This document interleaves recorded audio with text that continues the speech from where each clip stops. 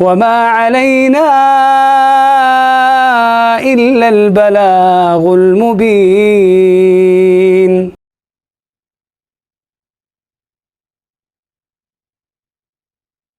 الحمد لله خالق الوجود من العدم وجاعل النور من الظلم ومخرج الصبر من الألم ونشكره على مسائب كما نشكره على النعم ونصلي على رسوله الأكرم وصلى الله عليه وسلم وعلى أتباعه خير الأمم الذين بارك الله بهم كافة الناس العرب منهم وعجم. الحمد لله الذي لم يتخذ ولدا ولم يكن له شريك في الملك والحمد لله الذي أنزل على عبده الكتاب ولم يجعل له عوجا والحمد لله الذي نحمده ونستعينه ونستغفره ونؤمن به ونتوكل عليه ونعوذ بالله من شرور أنفسنا ومن سيئات أعمالنا وصلى الله عليه وسلم تسليما كثيرا. اللهم صل على محمد وعلى آل محمد. اللهم ارحمنا بالقرآن العظيم واجعله لنا إماما ونورا وهدى ورحمة. اللهم ذكرنا منه ما نسينا وعلمنا منه ما جهلنا وارزقنا تلاوته آناء الليل وآناء النهار واجعله لنا حجة يا رب العالمين. أما بعد، رب اشرح لي صدري ويسر لي أمري واحلل عقدة من لساني يفقهوا قولي. اللهم أرنا الحق حقا وارزقنا اتباعه وأرنا الباطل باطلا وارزقنا اجتنابه. آمین یا رب العالمین. الحمدللہ بإذن اللہ تعالی دورہ قرآن 2024 اور الحمدللہ آج پہلا پارہ کریں گے ہم. پہلی کلاس ہے ہماری. اللہ رب العزت سے دعا ہے کہ ہماری اس کوشش کو پائے تکمیل تک پہنچائے، اپنی بارگاہ میں سے قبول فرمائے. نیتوں کو درست کر لیتے ہیں. نیت کیا ہے؟ یہاں بیٹھنے کی مختلف لوگوں کی مختلف نیتیں ہوں گی، لیکن ایک جگہ سب اپنی نیت لے آئیں. کوشش کریں بار بار اپنے ساتھ اس چیز کو ریوائز کریں کہ نیت کیا ہے، کہ اللہ رب العزت راضی ہو جائے. اللہ کی رضا کے لیے بیٹھے ہیں، جو کہ واحد حل. واحد حل کیا ہے کامیابی کا؟ اللہ رب العزت کو راضی کر لینا. تو جناب اللہ رب العزت ہمارے لیے آسانی فرمائے، ہماری کوششوں کو قبول فرمائے اور ہم سے راضی ہو جائے. ساتھ ساتھ ہم یہ بھی سوچتے ہیں اللہ کی کتاب سے جڑیں گے، دلوں میں دل کی جو کیفیت ہے وہ تبدیل ہوگی اور عبادات اچھی لگنے لگیں گی، توجہ سے کر سکیں گے. اللہ کا کلام سنیں گے تو کچھ بذات خود اندر بھی تبدیلی آئے گی، فیملی میں بھی تبدیلی آئے گی. جو ہم جن کا جواب دیں ہم، ہماری اولاد وغیرہ، ان میں بھی تبدیلی لا سکیں گے. لیکن یہ ساری چیزیں الٹیمیٹلی گھوم کر حتیٰ کہ جنت کا حصول اور جہنم سے بچنا، یہ سب کچھ جا کے اللہ کی رضا پہ پہنچتا ہے. اصل حقیقت یہی ہے کہ اللہ راضی ہو جائے ہم سے. وہ کہتا ہے اعوذ باللہ من الشیطان الرجیم، بسم اللہ الرحمن الرحیم. سورۃ الفاتحہ. بسم اللہ الرحمن الرحیم. الحمد للہ رب العالمین الرحمن الرحیم مالک یوم الدین ایاک نعبد وإیاک نستعین اهدنا الصراط المستقیم صراط الذین انعمت علیہم غیر المغضوب علیہم ولا الضالین. آمین یا رب العالمین. اچھا جی، پہلی بات یہ کہ جب قرآن پڑھنا شروع کریں تو ساتھ میں کیا پڑھ لیں جناب؟ تعوذ ضرور پڑھ لیں. کیوں؟ کیونکہ قرآن وہ رسی ہے جس کا ایک سرا اوپر اللہ کے پاس ہے اور ایک سرا یہاں ہمارے پاس زمین پر لٹک رہا ہے. جو اس کو تھامتا ہے وہ اللہ سے کنیکشن بنا لیتا ہے.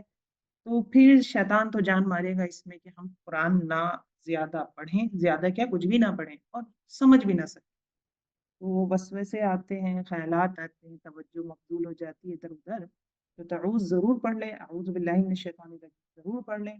ایک حصار میں، ایک حصن میں آ جاتے ہیں، ایک قلعے کے اندر آ جاتے ہیں جب ہم یہ پڑھ لیتے ہیں. اور قرآن حقیقتاً یہ حقیقت ہے، کبھی قرآن پڑھتے ہوئے آپ کو محسوس ہو کہ آپ کو پریشانی ہو رہی ہے، آپ کا دھیان نہیں اس میں لگ پا رہا، یا آپ اس پہ توجہ نہیں دے پا رہی، بار بار دھیان ادھر ادھر ہو جاتا ہے، تو ضرور اللہ رب العزت شیطان سے پناہ مانگے، اللہ رب العزت کی پناہ میں آ جائیں. اور تسمیہ کیوں پڑھتے ہیں؟ بسم اللہ الرحمن الرحیم کیوں پڑھتے ہیں؟ بسم اللہ ہم اس لیے پڑھتے ہیں کہ ہر اچھے کام سے پہلے جو ابتدا کی جائے گی اس کام کی، وہ بسم اللہ کے ساتھ کی جائے. چلیے، کیا ہوتا ہے؟ اس سے برکت آتی ہے. ٹھیک ہے.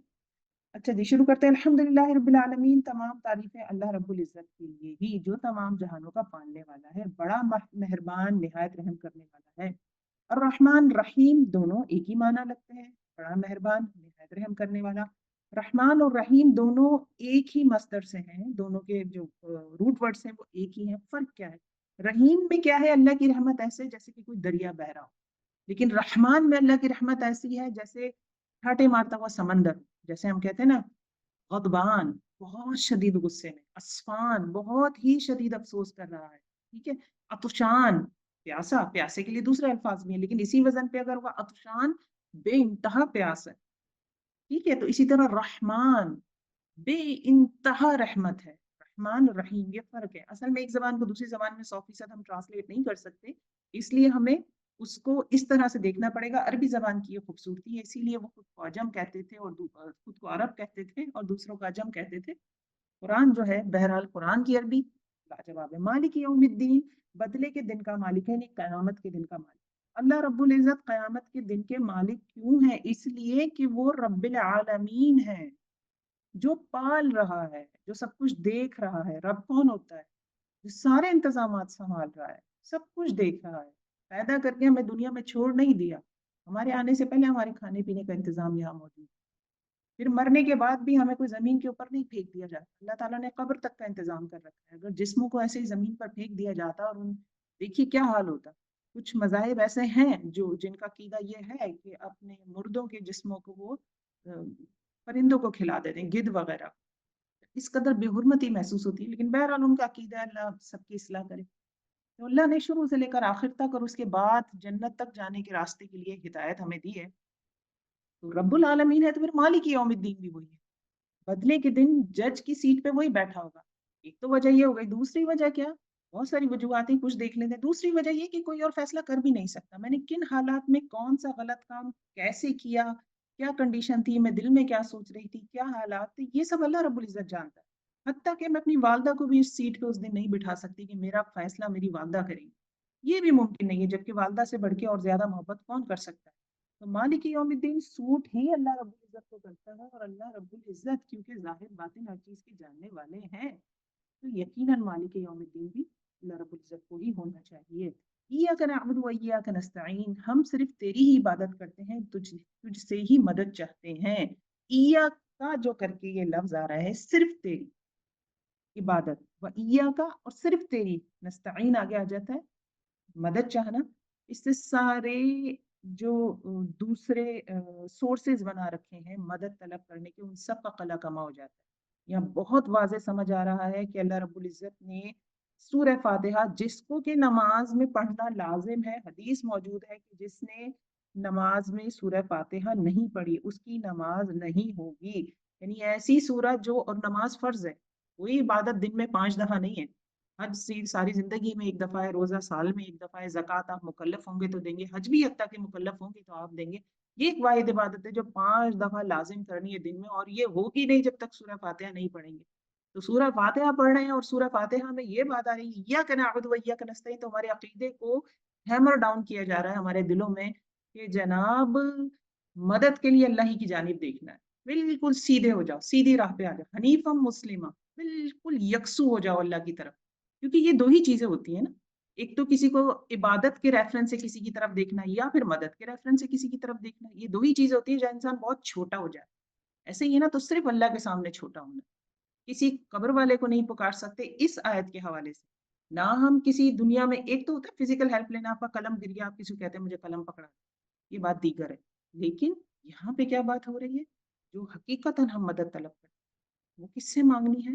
عبادت کس کی کرنی ہے؟ اللہ رب العزت کی۔ اہدنا الصراط المستقیم، اور دکھا ہمیں سیدھی اور سچی راہ، صراط الذین انعمت علیہم، راستہ ان لوگوں کا جن پر تو نے انعام کیا، غیر المغضوب علیہم، ان کا راستہ نہ دکھانا جنہوں نے، جو تیرے غصے کے حقدار ہوئے، جنہوں نے یعنی حق پہچانا مگر اس پر عمل نہیں کیا، والضالین، اور نہ گمراہوں کی راہ، یعنی وہ لوگ جو جہالت کے سبب راہ حق سے الگ ہو گئے۔ دیکھیے ہم راستہ مانگ رہے ہیں، بہت خوبصورت ہے سورہ فاتحہ، سورہ فاتحہ بہت خوبصورت ہے۔ اللہ رب العزت یہاں جو ہمیں بتا رہے ہیں وہ یہ ہے کہ راستہ مانگ رہے ہیں، ہم منزل نہیں مانگ رہے، راستہ ہی ہماری منزل ہے۔ جو ہدایت کے راستے پہ چل پڑتا ہے، کیونکہ ہر ایک کی پوزیشن الگ ہے. کوئی بہت اچھی عبادت کر لیتا ہے، کوئی نیند کی وجہ سے اسے فجر پڑھنا مشکل ہے، لیکن کچھ لوگ ہیں نیند کے اتنا ایشو نہیں ہے ان کو، فجر بڑے آرام سے پڑھ لیتے ہیں. ہر شخص کی آزمائش مختلف ہے، تو اس راستے پہ آ جائیں. ہمارا ہر ایک کا عمل مختلف ہوگا کیونکہ ہمارے مزاج مختلف ہیں، اور ان مزاج کے حساب سے ہماری آزمائش ہوتی ہے. تو یہاں راستہ مانگا جا رہا ہے. صراط کہتے ہیں اصل میں بہت چوڑے راستے. قرآن میں راستوں کے لیے سبل بھی آتا ہے اور بھی دوسرے الفاظ آتے ہیں. یہ صراط کا لفظ جو خاص کر کے آیا ہے، یہ ایک بہت چوڑا کشادہ راستہ ہے. ایسے سمجھے کوئی بہت بڑا ہائی وے جس میں بہت ساری لینز ہیں. تو کچھ لینز پہ ٹریفک بہت فاسٹ چلتا ہے، بیچ والی لینز ہے کم چلے گا. آپ بالکل لیفٹ پہ آ جائیں تو پھر وہاں ٹرک اور بسز چل رہے ہوتے ہیں. ایسے ہی ہوتا ہے نا، یعنی اس کی اسپیڈ بھی لمٹ بھی کم ہوتی ہے. تو کچھ لوگ ان کی دوڑیں گے اللہ کی راہ میں، کچھ لوگوں کی درمیانی اسپیڈ سے چلیں گے، کچھ لوگوں کی سلو چلیں گے. تو آپ اس راستے پہ اگر ہم آ جاتے ہیں اور پھر ہم اس راستے پہ آ کے اللہ سے کسی وقت جا ملتے ہیں، کیونکہ یہ بھی ایک بات ہے، آپ کو عمر کا بھی نہیں پتا، موت کا نہیں پتا کب آ کے دبوچ لے.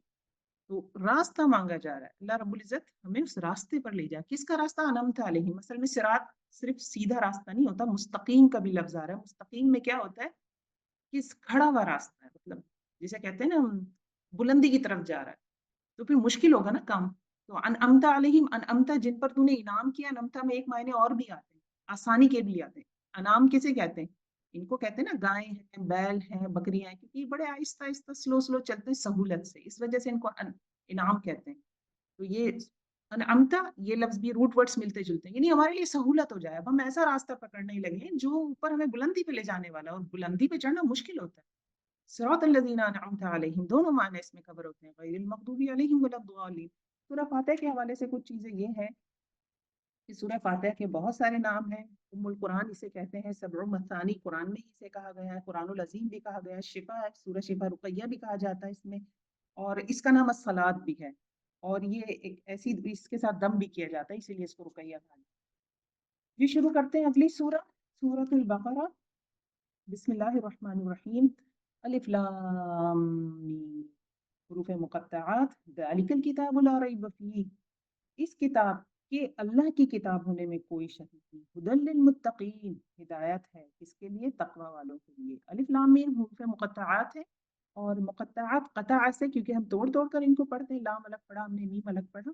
پھر اس کے معنی ہمیں نہیں پتہ، اللہ رب العزت ہی بہتر جانتے ہیں. مختلف روایات موجود ہیں اس کے معنوں کے حوالے سے، لیکن بہرحال اس کے معنی مکمل طور پر، کامل طور پر ہم نہیں جانتے. کتاب کی بات ہو رہی ہے. کون سی کتاب؟ کیونکہ اب سورۃ البقرہ شروع ہو رہی ہے. سورہ فاتحہ کا نام فتح سے تھا، کھولنے والی، یعنی اس نے قرآن کھول دیا.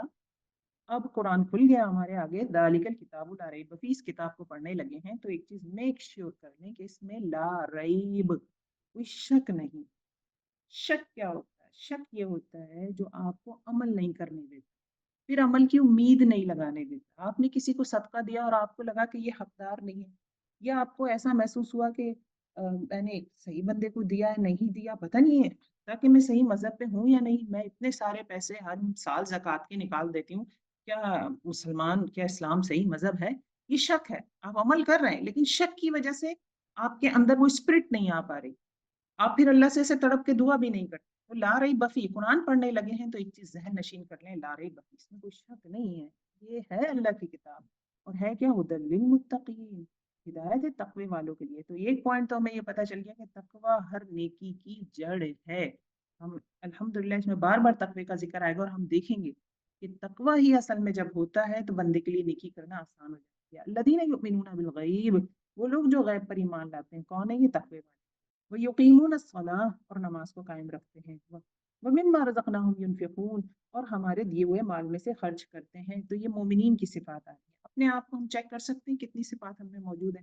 والذین یؤمنون بما انزل الیک وما انزل من قبلک وبالآخرۃ هم یوقنون. اور وہ لوگ ایمان لاتے ہیں اس پر جو آپ صلی اللہ علیہ وسلم کی طرف اتارا گیا اور جو آپ سے پہلے اتارا گیا، اور وہ آخرت پر بھی یقین رکھتے ہیں. تو 5 چیزیں ہیں.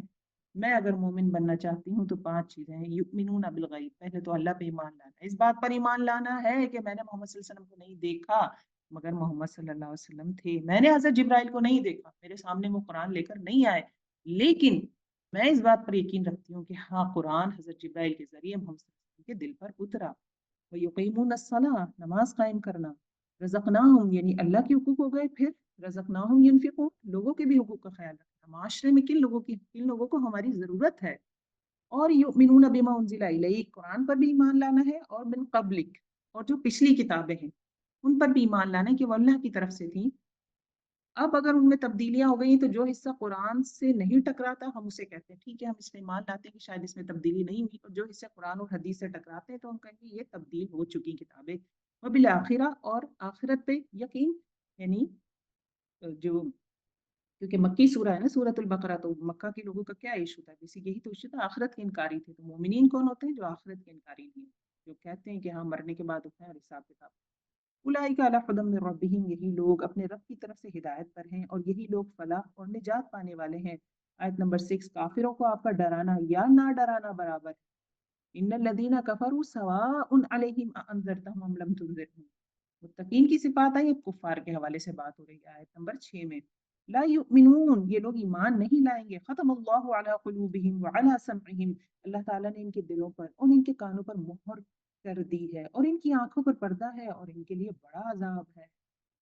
کفر کیا ہوتا ہے؟ کیونکہ بندہ چھپاتا ہے نا، کفر کا مطلب چھپانا بھی ہوتا ہے نا، تو ایمان کو دل میں چھپاتا ہے. خاص کر یہ اہل مکہ کے کفار مکہ میں سے جو ڈھیٹ کافر تھے، خاص کر کے ان کے لیے بات کہ قرآن سن کے ان کے دل گواہی دیتے تھے کہ یہ حق ہے، پھر بھی ایمان نہیں لاتے تھے. تو اللہ نے بھی ان کے دلوں پر بھی مہر لگا. ومن الناس من یقول، آیت نمبر 8، جی آیت نمبر 8 سے منافقین کی بات ہو رہی ہے. ومن الناس، بعض لوگ کہتے ہیں کہ ہم اللہ پر اور قیامت کے دن پر ایمان رکھتے ہیں، لیکن در حقیقت وہ ایمان لانے والے نہیں. یہ کون ہے؟ یہ جو مسلمانوں کے ساتھ مل جل گئے. سورۃ البقرہ کا کچھ حصہ مکہ میں نازل ہوا اور کچھ حصہ مدنی ہے، لیکن بیسیکلی سورہ البقرہ مدنی سورہ ہے. ومن الناس، اور لوگوں میں سے کچھ ہیں جو کہتے ہیں کہ ہم اللہ تعالیٰ پر اور قیامت کے دن پر ایمان رکھتے ہیں، لیکن در حقیقت وہ ایمان والے نہیں ہیں. وہ اللہ تعالیٰ کو اور ایمان والوں کو دھوکہ دیتے ہیں، لیکن دراصل وہ خود اپنے آپ کو دھوکہ دے رہے ہیں مگر سمجھتے نہیں. اس سے کیا مراد ہے؟ جب انسان کسی اور کو دھوکہ دیتا ہے نا، یا تو منافقین کی بات ہو رہی ہے، مدینے کے جو منافقین تھے خاص کر ان کا تذکرہ ہو رہا ہے. لیکن جو منافقین ہیں یا منافقت کی جو صفت ہے وہ کیا ہے کہ بندہ دوسرے کے ساتھ برا کرتا ہے، چال بازی سے کوئی دنیا میں فائدہ حاصل کرتا ہے اور اس پر خوش ہوتا ہے کہ دیکھو میں نے کیسا بے وقوف بنایا. اللہ رب العزت فرما رہے ہیں کہ دراصل وہ خود اپنے آپ کو دھوکہ دے رہے ہیں مگر سمجھتے نہیں. اس کی مثال ایسی ہے کہ جیسے بہت لمبی لائن لگی ہوئی ہے اور اب آپ دیر سے پہنچے ہیں، اور اب آپ نے لائن میں لگ کر جانا ہے. آپ کسی طرح چال بازی کرتے ہیں اور پہلے پہنچ جاتے ہیں اور آپ کا نمبر آ جاتا ہے پہلے، اور آپ اپنا کام کروا کے باہر آ جاتے ہیں، اور پھر باہر آ کے خوش ہوتے ہیں کہ کیسا یہ پورے لمبی لائن لگی سب کو بے وقوف بنا دیا میں، دیکھو میں تو کام کروا کے آ گئی. This is kind of example of this. اللہ رب العزت فرما رہے ہیں وما یشعرون فی قلوبہم مرض، آیت نمبر 10، ان کے دلوں میں بیماری ہے، بیماری تھی، اللہ تعالیٰ نے انہیں بیماری میں مزید بڑھا دیا. وَلَهُمْ عَذَابٌ علیم، اور ان کی جھوٹ کی وجہ سے ان کے لیے دردناک عذاب ہے. بما کانوا یکذبون، جھوٹ کی وجہ سے. تو جھوٹ کی وجہ سے دردناک عذاب. کیا عذاب؟ کیوں عذاب ہو رہا ہے؟ جھوٹ کی وجہ سے. جھوٹ کون سے جھوٹ ہے؟ منافقت کا جھوٹ. اور مرض دل میں کب آتا ہے؟ دل بیمار ہو جاتے ہیں نا. دیکھیں جسم بیمار ہو رہا ہے، کام نہیں ہو رہے، مثال کے طور پر آفس نہیں جا پا رہی ہیں آپ، یہ دل کی بیماری. یہ جسم کی بیماری. دل کی بیماری کیا ہے؟ نماز کی طرف دھیان نہیں لگتا، دل نہیں چاہتا قرآن اٹھاؤں، کہ دل بیمار ہوئے. کب ہوتے ہیں دل بیمار؟ دل بیمار تب ہوتے ہیں جب بہت زیادہ خواہشات نفس کی پیروی کی جائے، غفلت کا شکار ہو جاتا ہے، عبادات کرنا بھاری لگتی ہیں. فرض نمازیں چھوڑ کر بھی انسان کا دل نہیں کرتا کہ وہ اپنے سر میں مٹی ڈالے کہ میں نے نماز کیسے چھوڑ دی، بلکہ وہ اس کو بالکل ہلکا پھلکا فیل کرتا ہے. منافقت کی نشانی ہے. وَإِذَا قِيلَ لَهُمْ لَا تُفْسِدُوا فِي الْأَرْضِ، اور جب ان سے کہا جاتا ہے کہ زمین میں فساد نہ کرو تو جواب دیتے ہیں انما نحن مسلمون، ہم تو صرف اصلاح کرنے والے ہیں. یہ رویہ کہاں ملے گا؟ یہ منافقین میں ملے گا. اور بہت سارے ڈرامے فلمیں بنائی جاتی ہیں، اس میں بے انتہا گندگی ہوتی ہے، بے انتہا غلط کانسیپٹ پیش کیے جاتے ہیں. اس کا کوئی ایک پہلو دکھا کے کہا جاتا ہے دیکھیں ہم تو معاشرے میں اویئرنیس پھیلا رہے ہیں، یہ دیکھیے کہ ہم نے اس میں یہ پوائنٹ پیش کیا، جبکہ اس میں اور دوسرے مزید پہلو ایسے ہوتے ہیں کہ آپ فیملی کے ساتھ بیٹھ کے نہ دیکھ سکتے. الا انہم هم المفسدون، خبردار یقیناً یہی لوگ فساد کرنے والے ہیں. ولکن لا یشعرون، لیکن شعور نہیں رکھتے. وَإِذَا قِيلَ لَهُمْ آمِنُوا، آیت نمبر 13، اور جب ان سے کہا جاتا ہے کہ اور لوگوں یعنی صحابہ کرام کی طرح تم بھی ایمان لاؤ، تو جواب دیتے ہیں کیا ہم ایسا ایمان لائیں جیسے یہ بے وقوف ایمان لائیں؟ خبردار ہو جاؤ، یقیناً یہی بے وقوف ہیں لیکن جانتے نہیں. صحابہ کرام کو کیوں کہہ رہے ہیں بے وقوف؟ مدینے میں منافقین ہیں، ان سے کہا جا رہا ہے کہ ایمان لے آؤ، آیت آگے قرآن میں بھی آ جائے گا، ان سے کہا جائے گا کہ تم توبہ کر لو، محمد صلی اللہ علیہ وسلم کے پاس آ جاؤ، محمد صلی اللہ علیہ وسلم تمہارے لیے توبہ کریں گے، اللہ سے دعا کریں گے، تو وہ نہیں جاتے، وہ اپنا سر ہلا دیتے ہیں کہ نہیں ہم تو نہیں جاتے۔ تو وہ کیوں بے وقوف کہہ رہے صحابہ کرام کو؟ مکے میں کاروبار ہے، ساری سب کچھ تھا، سیٹنگ تھی، یہ کیسے بے وقوف لوگ ہیں؟ ایک مذہب کے پیچھے، ایک کانسیپٹ کے پیچھے، عقیدے کے پیچھے اپنے گھر بار سب چھوڑ کر یہاں مدینہ آ گئے، یہ کیا کیا ان لوگوں نے؟ یہ تو بے وقوف۔ اب یہ رویہ آپ کو دور حاضر میں بھی ملے، کبھی ایسے ڈیسیجنز کچھ لوگ لیتے ہیں جس میں ان کا دنیا کا نقصان ہو رہا ہوتا ہے، لیکن وہ اللہ کو راضی کرتے ہیں اس میں، تو کچھ لوگ انہیں کہنے والے ہوتے ہیں کیا کیا تم نے بے وقوفی؟ بھائی آج کل نظام ایسے ہی چلتا ہے، سارے سسٹم ایسے ہی چلتے ہیں، ایسے ہی ہوتا ہے، ساری دنیا ایسے ہی کر رہی ہے، تمہیں کیا یاد آ گیا؟ تم نے کیا اپنا نقصان کر؟ تو یہ رویہ ہمیں ابھی ملے گا۔ آیت نمبر 14، وَإِذَا لَقُوا الَّذِينَ آمَنُوا قَالُوا آمَنَّا، اور جب ایمان والوں سے ملتے ہیں تو کہتے ہیں کہ ہم بھی ایمان والے ہیں، اور جب اپنے بڑوں کے پاس جاتے ہیں تو کہتے ہیں کہ ہم تو تمہارے ساتھ ہیں، ہم تو ان سے صرف مذاق کرتے ہیں، انما نحن مستہزئون، یعنی جب کوئی عقل کی بات سمجھائی جاتی ہے تو کیا کرتے ہیں؟ سنتے ہیں بات، اور جب اپنے لوگوں سے جا کے ملتے ہیں تو کہتے ہیں ہم تو ان لوگوں کے پاس جو یہ دین والے ہیں ان کے ساتھ تو بس بیٹھ جاتے ہیں، ہم تو گپ شپ کرتے ہیں، ہمارا کوئی ہم تو صرف ان کی ہنسی کھیل اڑا رہے ہوتے ہیں، دل میں اندر اندر سوچ رہے ہوتے ہیں کیا بے وقوف لوگ ہیں، کیا پاگل لوگ ہیں، ہم تو اصل میں تمہارے ساتھ ہیں، ہم تو تمہاری پارٹی ہیں۔ آیت نمبر 15، اللہ یستہزئ بہم، اور اللہ تعالیٰ بھی ان سے مذاق کرتا ہے اور انہیں ان کی سرکشی اور بہکاوے میں اور بڑھا دیتا ہے۔ اولئک الذین اشتروا الضلالۃ بالہدی، یہ وہ لوگ ہیں جنہوں نے گمراہی کو ہدایت کے بدلے میں خرید لیا۔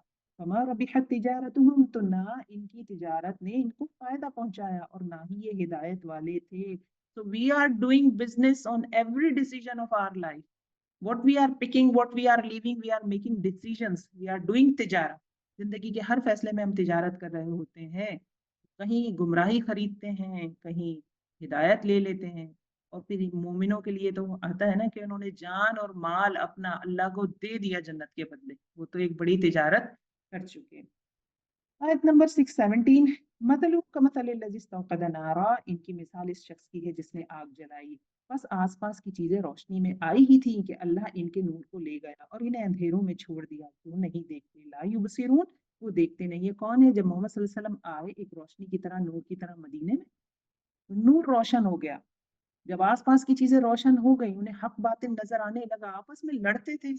آپ صلی اللہ علیہ وسلم سے پہلے اوس اور خزرج کی ایک بڑی لڑائی ہوئی تھی، مدینے کے لوگ بیزار آ چکے تھے لڑ لڑ کے، اور وہ اس میں تھے کہ بس اب ختم ہو جائے یہ ساری چیز، تو بہت سارے لوگ انہوں نے پہچان لیا، لبیک کہا محمد صلی اللہ علیہ وسلم کی پکار پر، لیکن کچھ منافقین ایسے تھے انہوں نے دیکھا سب کچھ روشن ہے، یہ حق ہے، یہ سب کچھ ٹھیک ہے، لیکن نہیں ہوا اللہ، تو بکمن عمیون، بہرے ہیں، گونگے اور اندھے ہیں، بس وہ نہیں لوٹتے۔ دوسری مثال دی جا رہی ہے جو او کصیب من السماء، یا آسمانی برسات کی طرح جس میں اندھیرا اور گرج اور بجلی ہو، موت کے ڈر کے کڑاکے کی وجہ سے اپنی انگلیاں اپنے کانوں میں ڈال لے، اور اللہ تعالیٰ کافروں کو گھیرنے والا ہے۔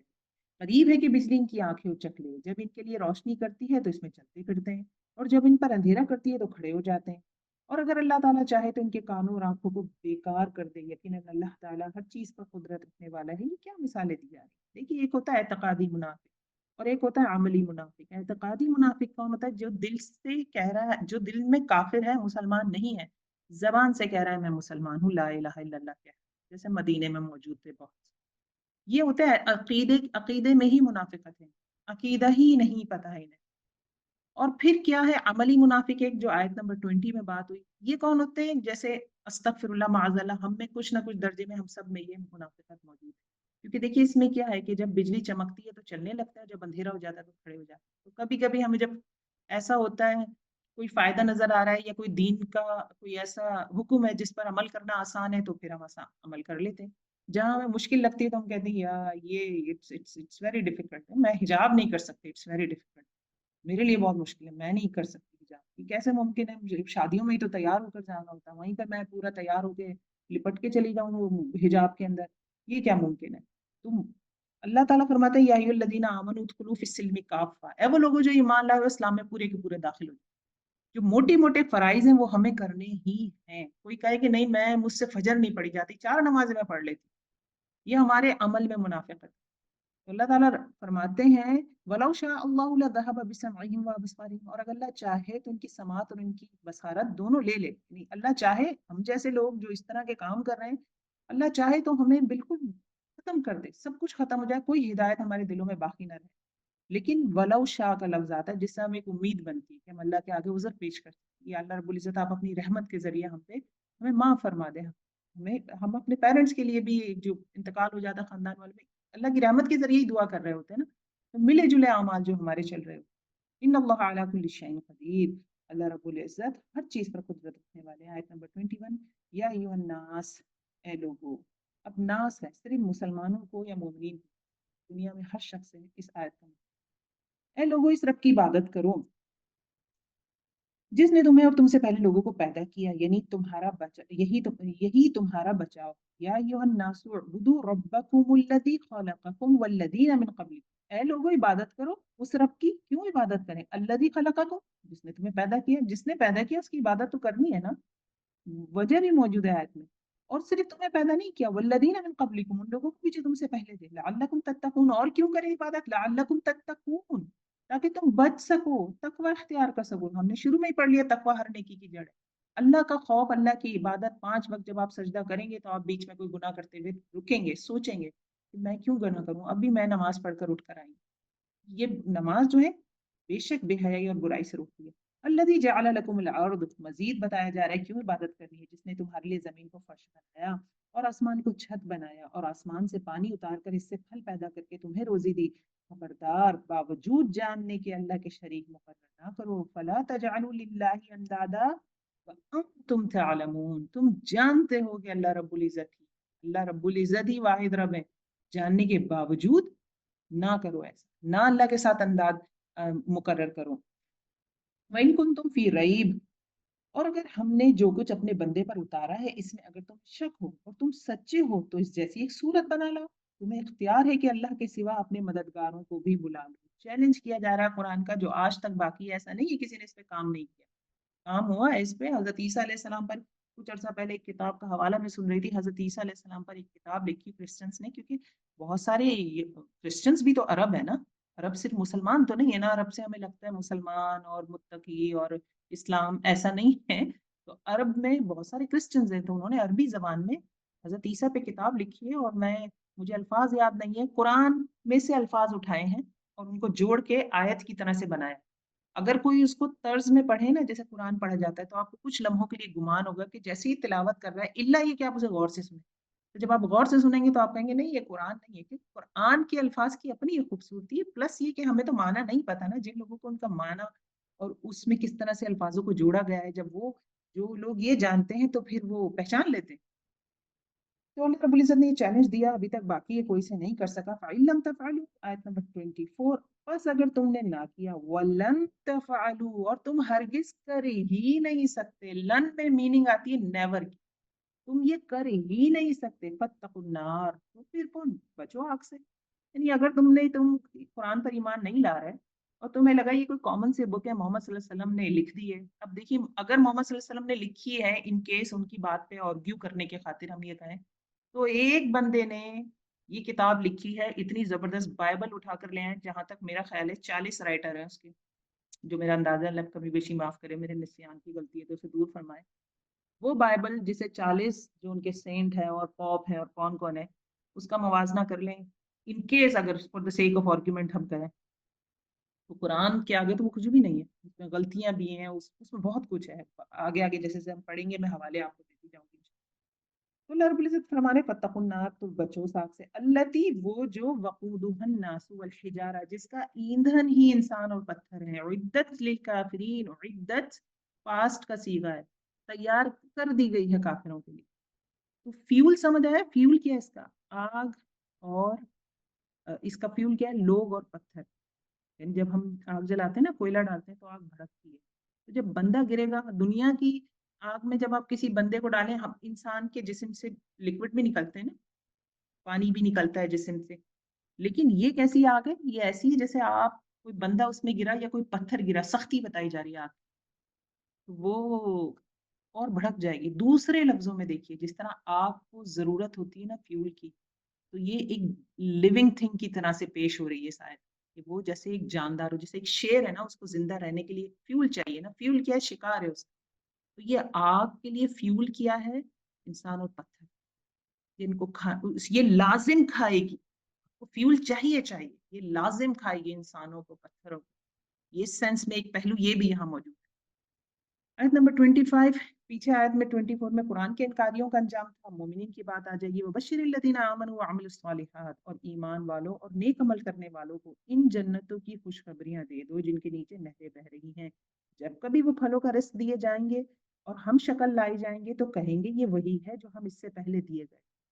क़ालू हाज़ा लज़ी रुज़िक़ना मिन क़ब्ल व उतू बिही मुतशाबिहा व उतू बिही मुतशाबिहा। क्या बात कही जा रही है कि जन्नत में जो खाने पीने के लिए चीजें दी जाएंगी ना, उनसे मुशाबहत होगी दुनिया के खाने। यानी दुनिया में जिस तरह जैसे हमें आदि से तस्करा मिलता है, अंगूर का तस्करा मिल रहा है, अंगूर के दाने का, दुनिया में भी हम अंगूर खाते हैं, लेकिन जन्नत क्योंकि डायमेंशन ही अलग है तो वहां का अंगूर कैसा होगा। तो कभी इंसान अजनबी चीजों की तरफ हाथ नहीं बढ़ा। ऐसा होता है ना, कुछ खाना देखने में आपको पहचान में नहीं आ रहा हो कि क्या चीज है, ये कोई कीड़ा ना हो, कोई कोई ऐसी चीज ना हो किसी ने फ्राई करके अच्छी करके रख दी है, तो आपको कोई ना कोई मुशाबहत चाहिए होती है। तो जन्नत की बहुत सारी नेमतें हैं, उसमें एक नेमत ये भी है कि वहाँ आपको मुतशाबे जैसे दुनिया में अवेयरनेस के साथ कि आप उससे घबराएं ना उन खानों पे हाथ बढ़ाते हुए। वलहुम फीहा अज़वाजुम मुतहहरा, और वहाँ उनके लिए बीवियां होंगी पाकीज़ा, वहुम फीहा खालिदून, और उसमें हमेशा रहेंगे। देखिए ये बहुत प्यारी आयत है 25, बार बार तस्करा आएगा। हम इसकी अभी यहाँ थोड़ी सी तफसीर देख लेते हैं। जन्नात कैसी हैं? तजरी मिन तहतिहा अल-अनहार, उनके नीचे से नहरें बहती हैं। बेहतरीन घर होते हैं जो ऊंचाई पे होते हैं और नीचे से आपको पानी बहता हुआ नजर आता है। दूसरी कंडीशन ये भी हो सकती है क्योंकि बाला खाने भी तस्करा आएगा कुरान में कि जैसे ग्लास के घर हो और नीचे बेस में से पानी बह रहा हो, यानी पानी के ऊपर घर बना, जैसे हजरत सुलेमान अलैहिस्सलाम का जो महल था उसके हवाले से हम सब जानते हैं। तो अल्लाह ही जानता है जन्नत के हवाले से इससे क्या हतमी मुराद क्या है। और फिर एक चीज क्या है, अज़वाज मुतहहरा, आपके पास घर बहुत अच्छा हो लेकिन कंपनी ना हो, तो कंपनी भी होगी। आपके पास बीवियां होंगी, और कौन सी बीवियां? वो ऐसी नहीं होंगी कि आप ऑफिस से आए तो वो आते ही आप पे में फला बच्चे ने ये कर दिया, वो टीवी देखे जरा एसी चेक कर लें वो सही नहीं चल रहा। अज़वाज मुतहहरा, पाकीज़ा, आपको खुद भी पाकीज़ा, आपको भी साफ सुथरा, मतलब जहन आपका फ्रेश रहेगा। और ये चीजें खत्म हो जाती हैं दुनिया में। घर भी मिल जाता है, अच्छा पार्टनर भी मिल जाते हैं, कंपनी भी मिल जाती है, बट आप हमेशा नहीं रह सकते। वहुम फीहा खालिदून, खुल्द मिलेगी। ये जन्नत की वो नेकी है जिससे मुतशाबिह कोई नेकी दुनिया वो नेमत है जिससे मुतशाबिह दुनिया में कोई नेमत, कि आपके पास क्या होगा, आपको मिलेगी हमेशगी मिलेगी। जी आप लोग अपने कैमरे खुद ख्याल रखें, किसी को कैमरा नाइस, ये अपना कैमरा बंद कर लें जिनका मैंने ऐसे बंद कर दिया।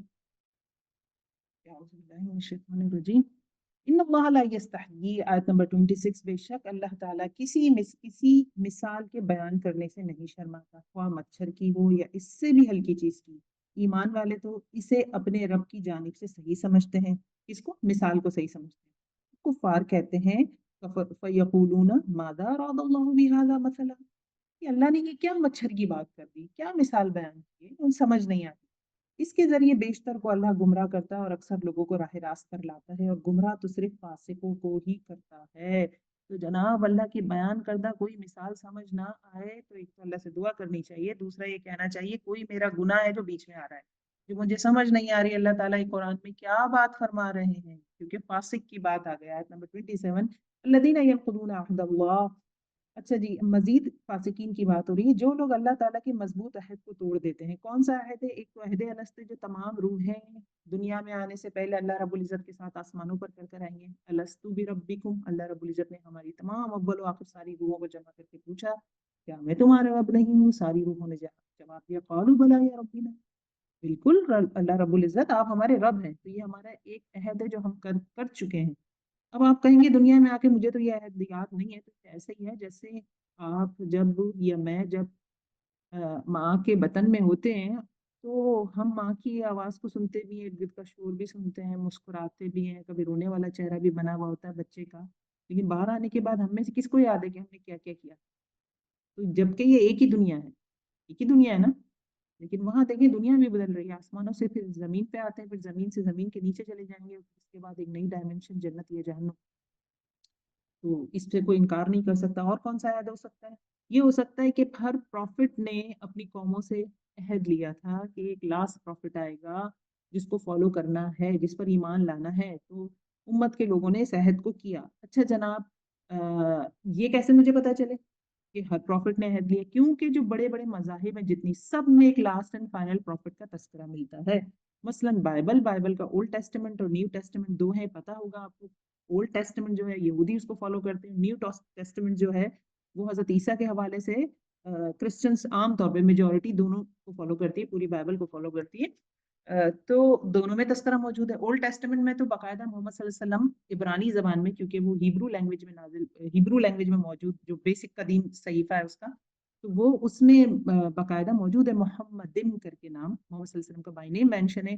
پھر آپ دوسرا بڑا مذہب اس کے بعد آپ دیکھیں، تیسرا بڑا مذہب، پہلے اسلام ہے، پہلے کرسچینٹی ہے سب سے بڑا مذہب، پھر اسلام ہے. اسلام تو پتہ ہی ہے آپ کو. پھر آپ آ جائیں ہندوازم کی جو بکس ہیں ان میں بھی محمد صلی اللہ علیہ وسلم کا تذکرہ ملتا ہے. حتیٰ کہ جو سنسکرت لینگویج ہے ان کی، اس میں حضرت محمد صلی اللہ علیہ وسلم کے والد صاحب کا نام بھی موجود ہے سنسکرت زبان میں. ٹرانسلیٹ کریں تو عبداللہ بنے گا. آپ صلی اللہ علیہ وسلم کی والدہ کا نام بھی موجود ہے حضرت آمنہ. حتیٰ کہ مکہ کا نام بھی موجود ہے. کس سن میں؟ امن والا شہر. سنسکرت میں ایسا ورڈ ہے جس کو ٹرانسلیٹ کریں تو ترجمہ بنے گا امن والا شہر. اور ہم جانتے ہیں کہ قرآن میں اس حوالے سے مکہ کو کہا گیا ہے. ٹھیک ہے. پھر ایک اور مذہب آ جاتا ہے پارسیسزم جسے کہتے ہیں، تو اس میں بھی محمد صلی اللہ علیہ وسلم مینشن ہے. تو جو بڑے مذاہب ہیں سب کی کتابوں میں کہیں نہ کہیں ہمیں محمد صلی اللہ علیہ وسلم یعنی لاسٹ اینڈ فائنل پروفٹ کا تذکرہ ملتا ہے. تو یہ عہد الست ہے. وہی عہد الست بھی ہو گیا اور یہ عہد بھی ہو گیا. دوسرے عہد بھی اس میں شامل ہے. وہی یقطعون، اور وہ توڑ دیتے ہیں ما امر اللہ بہ ان یفصل ویفسدون فی الارض، وہ توڑ دیتے ہیں ان چیزوں کو اللہ تعالیٰ نے جن چیزوں کو جوڑنے کا حکم دیا، اور انہیں کاٹتے ہیں اور زمین میں فساد پھیلاتے ہیں. یہی لوگ کون ہیں؟ ہم الخاسرون، نقصان اٹھانے والے ہیں. یوسل، کیا چیز توڑتے ہیں، کیا چیز کاٹتے ہیں؟ رحمی رشتے، جو ہمارے ماں کے حوالے سے یعنی جو ہمارے خونی رشتے ہیں ان کو کاٹنا منع ہے. اصل آزمائش وہیں ہوتی ہے. کسی کی آپ مدد کر دیں اور پھر وہ مدد کرنے کے بعد آپ کی تعریف کر دے تو آپ اگلی دفعہ شاید زیادہ دیں گے اسے. لیکن کچھ رشتے ایسے ہوتے ہیں، کیونکہ وہ رشتے ہوتے ہیں نا، رشتے داروں کی جب مدد کی جاتی ہے یا ہماری کوئی مدد کرے تو ہم نے شاید اس سے بہت زیادہ ایکسپیکٹیشن لگا رکھی ہے. یہ تو میرا چاچو ہے، ماموں ہے، تایا ہے، یہ تو مجھے کم دے رہا ہے. تو میں ہو سکتا ہے مجھ سے شکوہ کروں کہ تم خود تو اتنے خرچ کرتے ہو، مجھے اتنے کم دیے. اب اس کے دل میں بات آئے گی میں اس کی مدد بھی کر رہا ہوں، اس کی باتیں بھی سن رہا ہوں، تو پھر بندہ کیا کرتا ہے؟ کنارہ کشی اختیار کر لیتا ہے. یہ ایک مثال دی ہے میں نے، اور بھی مثالیں ہیں. عام طور پہ پیسوں کو ہٹا بھی دیں، مدد کو ہٹا بھی دیں، تب بھی رشتوں کو نبھانا مشکل ہوتا ہے تھوڑا. ان کو پھر نبھانا ضروری ہوتا ہے جو ہمارے بلڈ ریلیشن ہوتے ہیں. کیف تکفرون باللہ وکنتم امواتا، تم اللہ کے ساتھ کیسے کفر کر سکتے ہو حالانکہ تم مردہ تھے. ثم فاحیاکم، اس نے تمہیں زندہ کیا. ثم یمیتکم، پھر تمہیں موت دے گا. ثم یحییکم، پھر زندہ کرے گا. ثم الیہ ترجعون، پھر اسی کی طرف تم لوٹائے جاؤ گے. والذی خلق لکم ما فی الارض جميعا، وہ اللہ جس نے تمہارے لیے زمین کی تمام چیزوں کو پیدا کیا، پھر آسمان کی طرف قصد کیا اور ان کو ٹھیک ٹھاک 7 آسمان بنایا. وَهُوَ بِكُلِّ شَيْءٍ عَلِيمٌ، اور وہ ہر چیز کو جانتا ہے. یہ سب چیزیں کیا چل رہی ہیں؟ یا ایھا الناس اعبدوا ربکم الذی خلقکم والذین من قبلکم لعلکم تتقون. اللہ کی عبادت کرنی کیوں کرنی؟ اس لیے کرنی وہ ہر ایک چیز دیکھ رہا ہے، ہر چیز کا مالک ہے، ساری چیزوں کو مینج کر رہا ہے، کنٹرول کر رہا ہے. ہماری بھلائی، ہماری فلاح، ہماری کامیابی اس کے ہاتھ ہے. پھر دیکھیے وہ بکل شیء علیم، ہر چیز کو جاننے والا ہے، جانتا بھی وہی ہر چیز کو. اب یہاں سے تذکرہ ہوگا آیت نمبر 30 سے حضرت آدم علیہ السلام کے حوالے سے. وَإِذْ قَالَ رَبُّكَ لِلْمَلَائِكَةِ إِنِّي جَاعِلٌ فِي الْأَرْضِ خَلِيفَةً، اور جب تیرے رب نے فرشتوں سے کہا کہ میں زمین میں خلیفہ بنانے والا ہوں، تو انہوں نے کہا ایسے شخص کو کیوں پیدا کرتا ہے جو زمین میں فساد کرے اور خون بہائے، اور ہم تیری تسبیح، حمد اور پاکی بیان کرنے والے ہیں. اللہ تعالیٰ نے فرمایا انی اعلم ما لا تعلمون، جو میں جانتا ہوں تم نہیں جانتے. فرشتوں نے یہ بات کیوں کہی؟ کیونکہ اس وقت جن رہا کرتے تھے زمین پر اور جنوں میں بہت فساد تھا. وہی حال تھا جو آج ہم انسانوں کا ہوا ہے. تو اور دوسری چیز کیا پتہ چل رہی ہے؟ آپ دیکھیے اللہ رب العزت تذکرہ کر رہے ہیں ان سے، جو کہتے ہیں نا کہ فرشتے روبوٹ کی طرح ہیں. روبوٹ کی طرح نہیں ہے فرشتے، دیکھیں وہ اپنی رائے بیان کرتے ہیں. اور تیسری چیز دیکھیے اللہ رب العزت کتنی بلند ہستی ہے، لیکن دیکھیے کہ فرشتوں سے بات کر رہے ہیں، انہیں بتا رہے ہیں. یہ آپ دیکھیے کتنی پیاری چیز ہے، کتنی زبردست چیز ہے. تو ہم پھر انسان ہیں، ہم بھی اللہ کے سامنے رکھ دیا کریں اپنے غم پریشانیاں. حتیٰ کہ اللہ کی عبادت نہیں بھی ہو رہی نا تو اللہ کے سامنے حجت بازی نہ کریں. اللہ کے سامنے ہاتھ پھیلا کے بول دیں یا اللہ مجھ سے نہیں ہو رہا ہے، آپ جانتے ہیں، آپ تو مجھے میں جتنا اپنے آپ کو جانتی ہوں اس سے زیادہ تو آپ مجھے جانتے ہیں. میرے اس مسئلے کو حل کریں، مجھے بدل دیں، مجھے تبدیل کر دیں. اللہ سے کوئی پردہ نہیں. وعلم آدم الاسماء كلها، اور اللہ تعالیٰ نے آدم کو تمام نام سکھا کر ان چیزوں کو فرشتوں کے سامنے تمام نام سکھا کر ان چیزوں کو فرشتوں کے سامنے پیش کیا اور فرمایا اگر تم سچے ہو تو ان چیزوں کے نام بتاؤ۔ قالوا سبحانك لا علم لنا الا ما علمتنا۔ اللہ رب العزت نے حضرت آدم علیہ السلام کو علم دیا۔ یہ نام کس چیز کے تھے؟ مختلف روایات موجود ہیں، بہرحال ہم اس بحث میں نہیں جا رہے۔ علم دیا اور علم دینے کے بعد فرشتوں کے سامنے پیش کیا۔ تو علم کا جو ڈفرنس تھا، تو فرشتوں کے پاس علم ہے اور جو حضرت آدم علیہ السلام کو جو علم دیا جاتا ہے، اسرار احمد صاحب کی جو تفسیر تھی وہ مجھے سب سے بہترین لگی اس معاملے میں۔ انہوں نے یہ کہا کہ جیسے کہ ایک بیج ہوتا ہے نا، اس بیج کے اندر ساری موجود ہوتی ہے انفارمیشن ایک درخت کی، اور اس بیج سے ایک درخت بن جاتا ہے۔ تو سیم ایسے ہی حضرت آدم کو جو علم دیا تو وہ حقیقتاً ایک ایسا علم ہے جس سے اب دیکھیے نا، گھوڑا آج سے 100 سال پہلے بھی گھوڑا تھا، 200 سال پہلے بھی گھوڑا تھا، کیا اس نے کوئی اپنی 1000 سال بعد کوئی یونین بنا لی یا کوئی اس نے کوئی ایسی تنظیم بنا لی؟ نہیں، جانور جو تھے وہی ہے۔ انسان دیکھیے آج سے 100 سال پہلے کیا تھا، 200 سال پہلے کیا تھا، 1000 سال پہلے کیا تھا۔ تو ہمارے اندر ایک پوٹینشیل ہوتا ہے، وہ پوٹینشیل جو اللہ نے ہمیں رکھا نا، اصل میں جو بہترین تفسیر مجھے لگتی ہے وہ یہ ہے کہ ہر بندہ ایک پوٹینشیل لے کے پیدا ہو، اور وہ اس پوٹینشیل کی بنیاد پر بچپن میں ہم بچوں کو سکھا رہے ہوتے ہیں کہ یہ چیز بیٹا غلط ہے، کہ ہم ساری چیزیں بتاتے ہیں کہ یہ چیز غلط ہے، وہ جیسے جیسے بڑا ہوتا ہے وہ خود سیکھ لیتا ہے بہت ساری چیزیں۔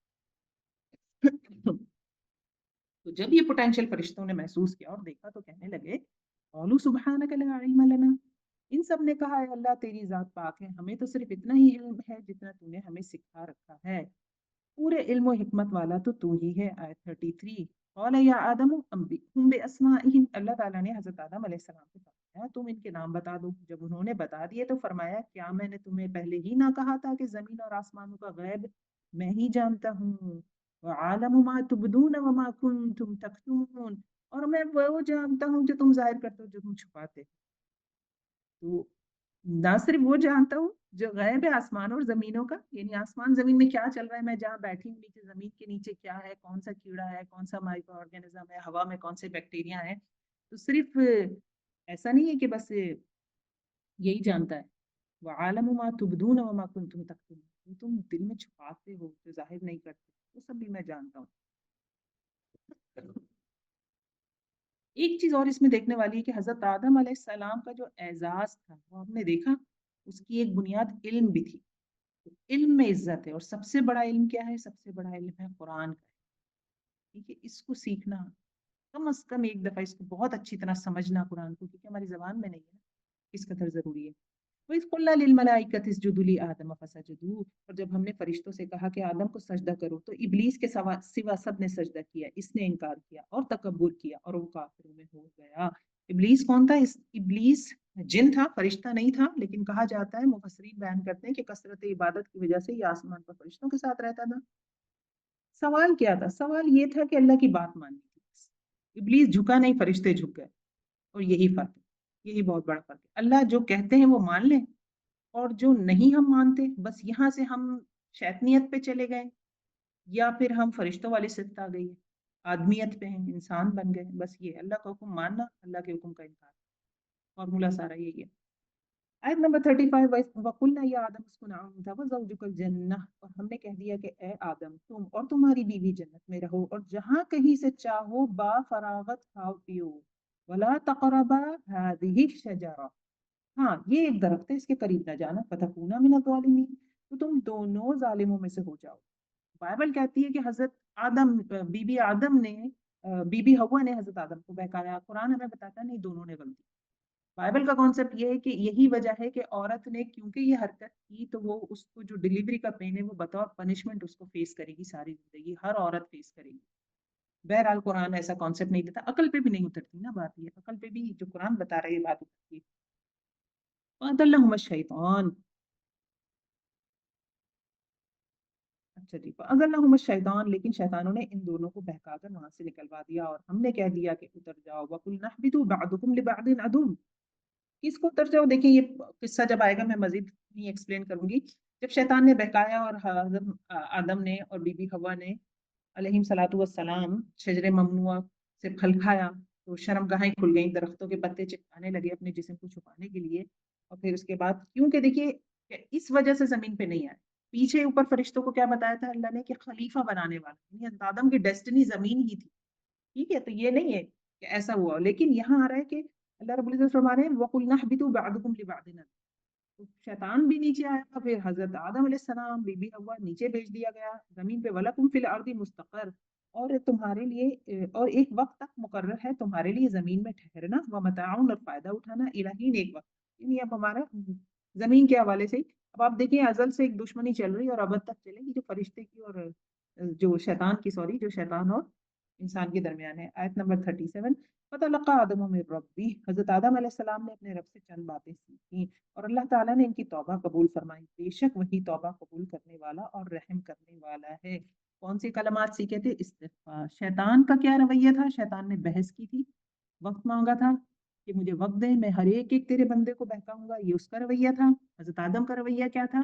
استغفار کرے، بس غلطی ہو جائے تو جمنا نہیں چاہیے، ڈھیٹ نہیں بننا چاہیے، اس میں سمجھنے والی بات ہے۔ لوگوں سے بھی سوری کہہ دیں، کچھ نہیں ہوتا، رشتے بچ جاتے ہیں، بخدا سوری کہنے سے رشتے بچ جاتے ہیں، عزت بڑھ جاتی، سوری کہہ لیں، لوگوں سے بھی سوری کر لیں، کچھ نہیں ہوتا، وقت کی بات ہوتی ہے، نکل جاتا ہے وقت، گزر جاتا ہے وقت، کبھی رکا ہے، گزر جائے گا۔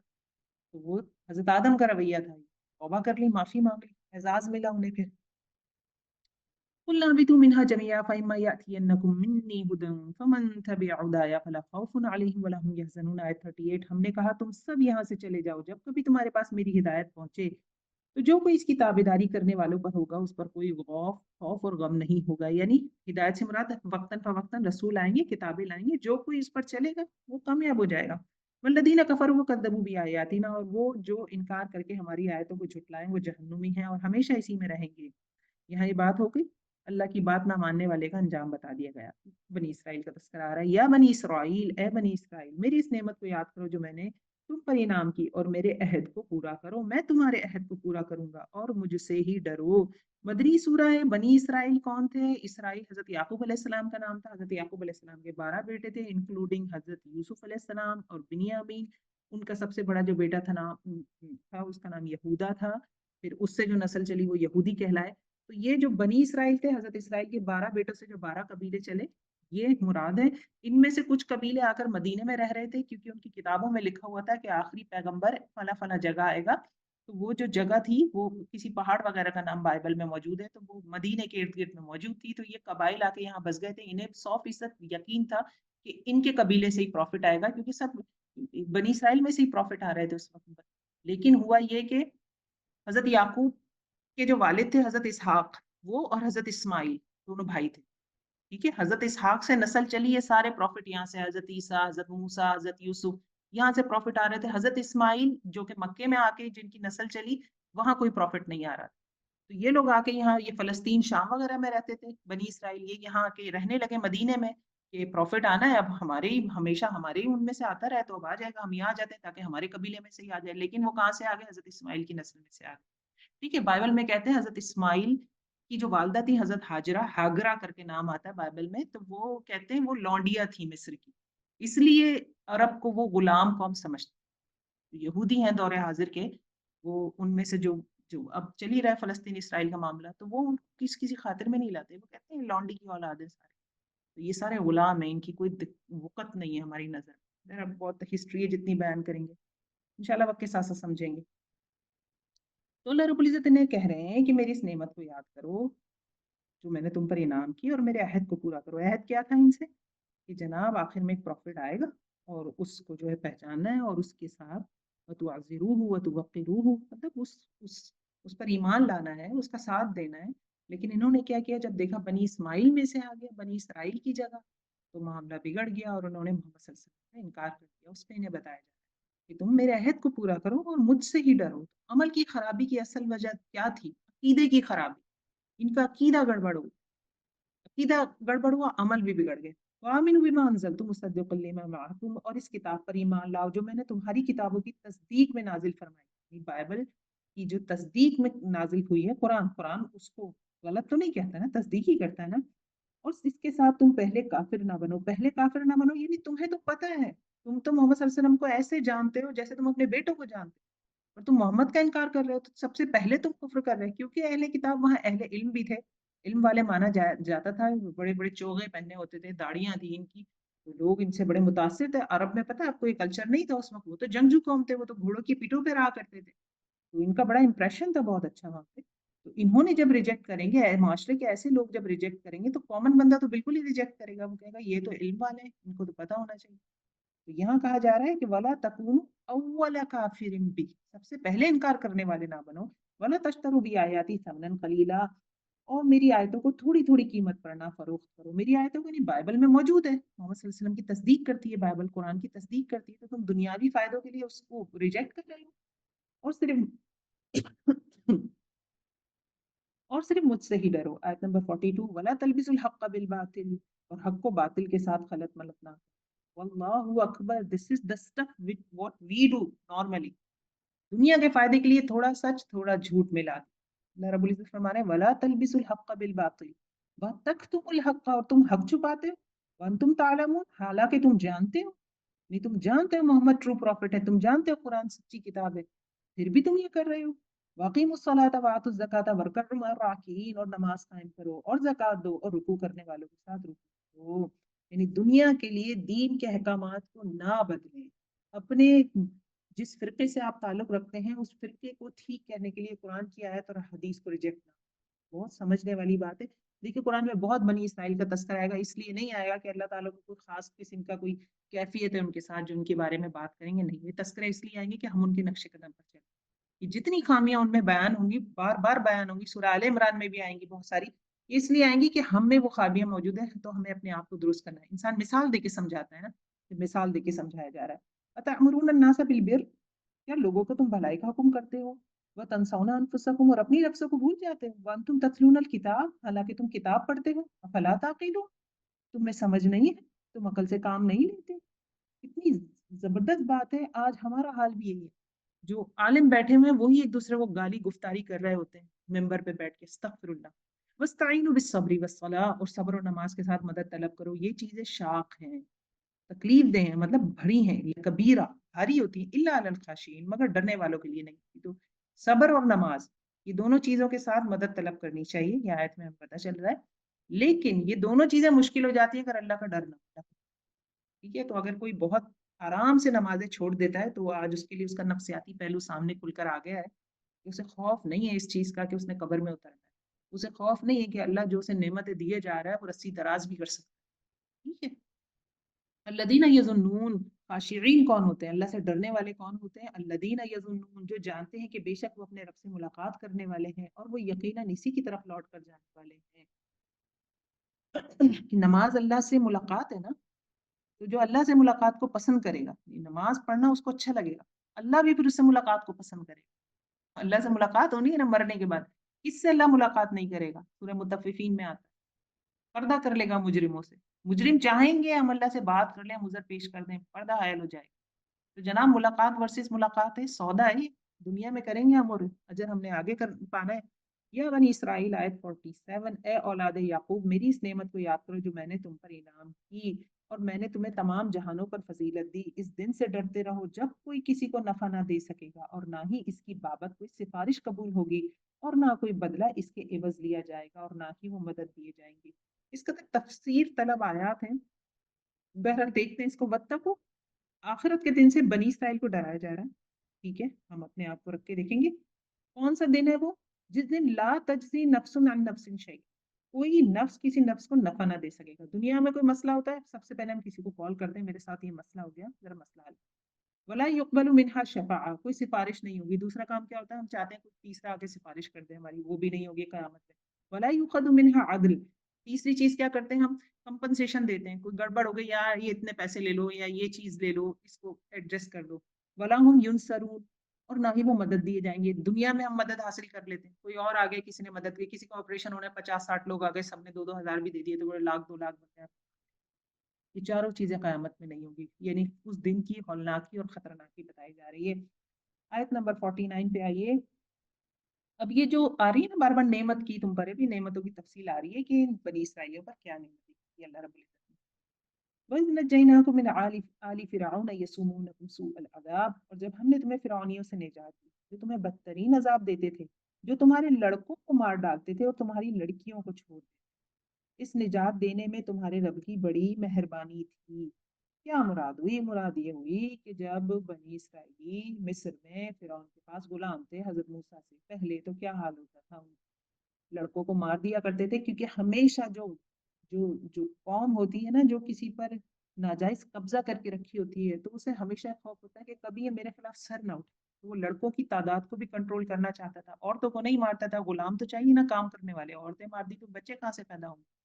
تو وہ 1 سال بچے مار دیے، 1 سال بچے پیدا ہو رہے ہیں ان کو چھوڑ دیا۔ پھر ایک خواب بھی اس سے منسوب ہے کہ اس کا جو فرعون تھا، فرعون مصر کے جو بادشاہ ہیں، اس کا لقب تھا، بہت سارے فرعون آپ کہہ لیں، جو فرعون تھا اس کو خواب میں بتایا گیا تھا کہ انہی بنی اسرائیلیوں میں سے ایک لڑکا ہوگا جو تمہارا تخت وغیرہ سب پلٹ کے برابر کر دے گا۔ تو وہ اس خوف سے بھی قتل کرواتا تھا، اور ساتھ میں پنشمنٹ کے طور پہ بھی یہ بھی گاہے بگاہے آگے آتی جاتی ہے۔ تو اللہ رب العزت فرما رہے ہیں کہ ہم نے تمہیں فرعونیوں سے نجات دی، اتنی بڑی سپر پاور، اس سے ہم نے تمہیں نجات کی، تو یہ نعمت نہیں ہے؟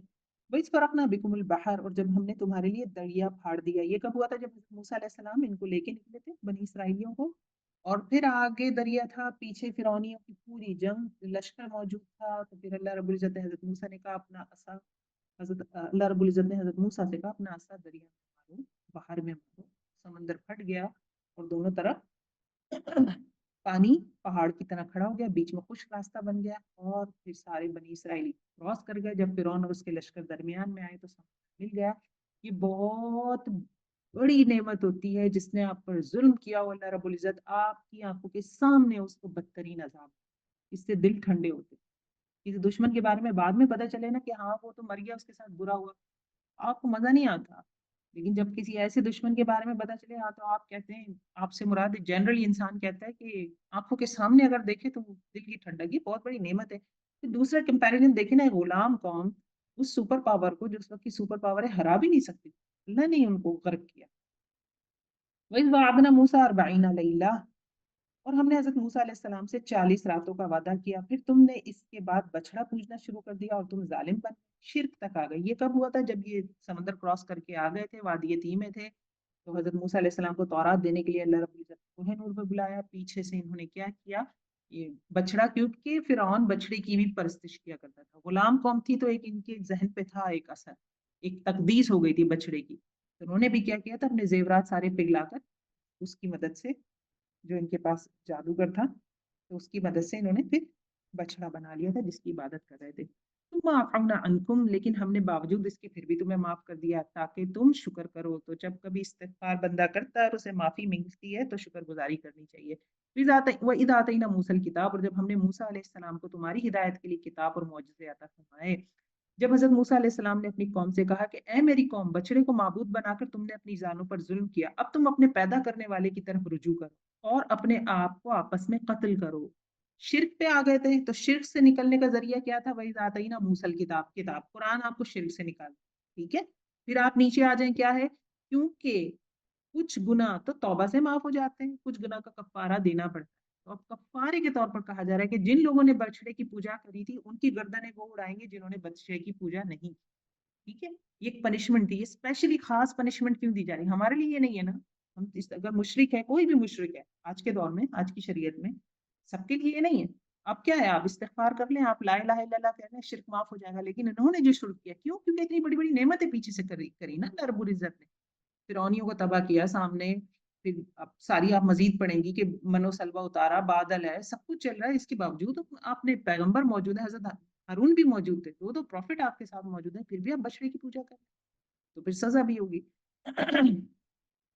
اقتلوا انفسکم ذالکم خیر لکم عند بارئکم فتاب علیکم انہ هو التواب الرحیم۔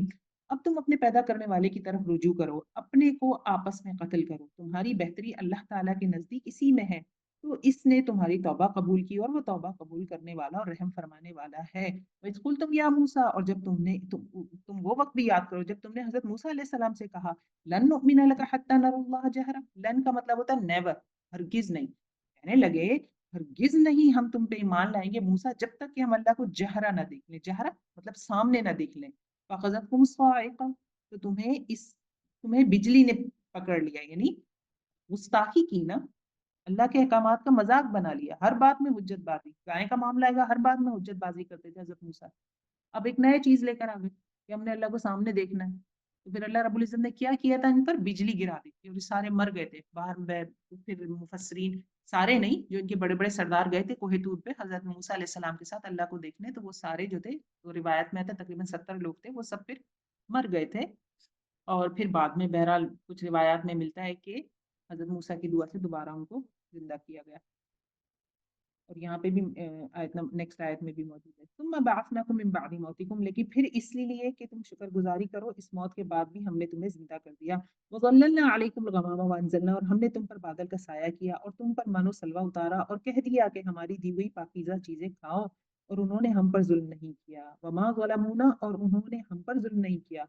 ولکن کانوا انفسہم یظلمون، لیکن وہ اپنے ہی نفسوں پر ظلم کر رہے ہیں. جب اللہ کے احکامات کی کوئی پیروی نہیں کرتا، کس پر ظلم کر رہا ہے؟ اپنے آپ پر ظلم کر رہا ہے. ایک نماز چھوڑ کے کس پہ ظلم کیا؟ اپنے لیے قبر میں اندھیرا جمع کر لی. کسی کے ساتھ کرپشن کر کے کیا کیا؟ اپنے لیے آگ جمع کر لی قیامت کے دن کے لیے. کسی کا مال ناحق کھا کے کیا کیا؟ اپنے لیے آگ جمع کر لی. بندہ اپنے پر ظلم کر. آیت نمبر 58، وَإِذْ قُلْنَا ادْخُلُوا هَٰذِهِ الْقَرْيَةَ، اور جب ہم نے تم سے کہا کہ اس بستی میں جاؤ اور جو کچھ جہاں کہیں سے چاہو بافراغت کھاؤ پیو اور دروازے میں سجدہ کرتے ہوئے گزرو اور زبان سے حتہ کہو، ہم تمہاری خطائیں معاف کر دیں گے اور نیکی کرنے والوں کو اور زیادہ دیں گے. تو جناب یہ کیا تھی؟ منو سلوا کے حوالے سے. اب بادل کے حوالے سے دیکھ لیں، پچھلی آیت وادی تی میں تھے یہ تو ریگستان، اور کہا جاتا ہے لاکھوں کی تعداد میں تھے، تو کہیں تو شجر اتنا، کہاں سے اتنے درخت آ جائیں گے ریگستان میں؟ تو سائے کے لیے بادل ان کے سروں پر رہتا تھا. من اور سلما ایک میٹھا اور نمکین کھانا تھا جو آسمان سے اترتا تھا ان کے لیے. پانی کا انتظام آپ کو پتا ہے، حضرت موسیٰ نے ایک صخرہ پر، ایک چٹان پہ اپنا عصا مارا تھا تو 12 چشمے پھوٹ پڑے تھے.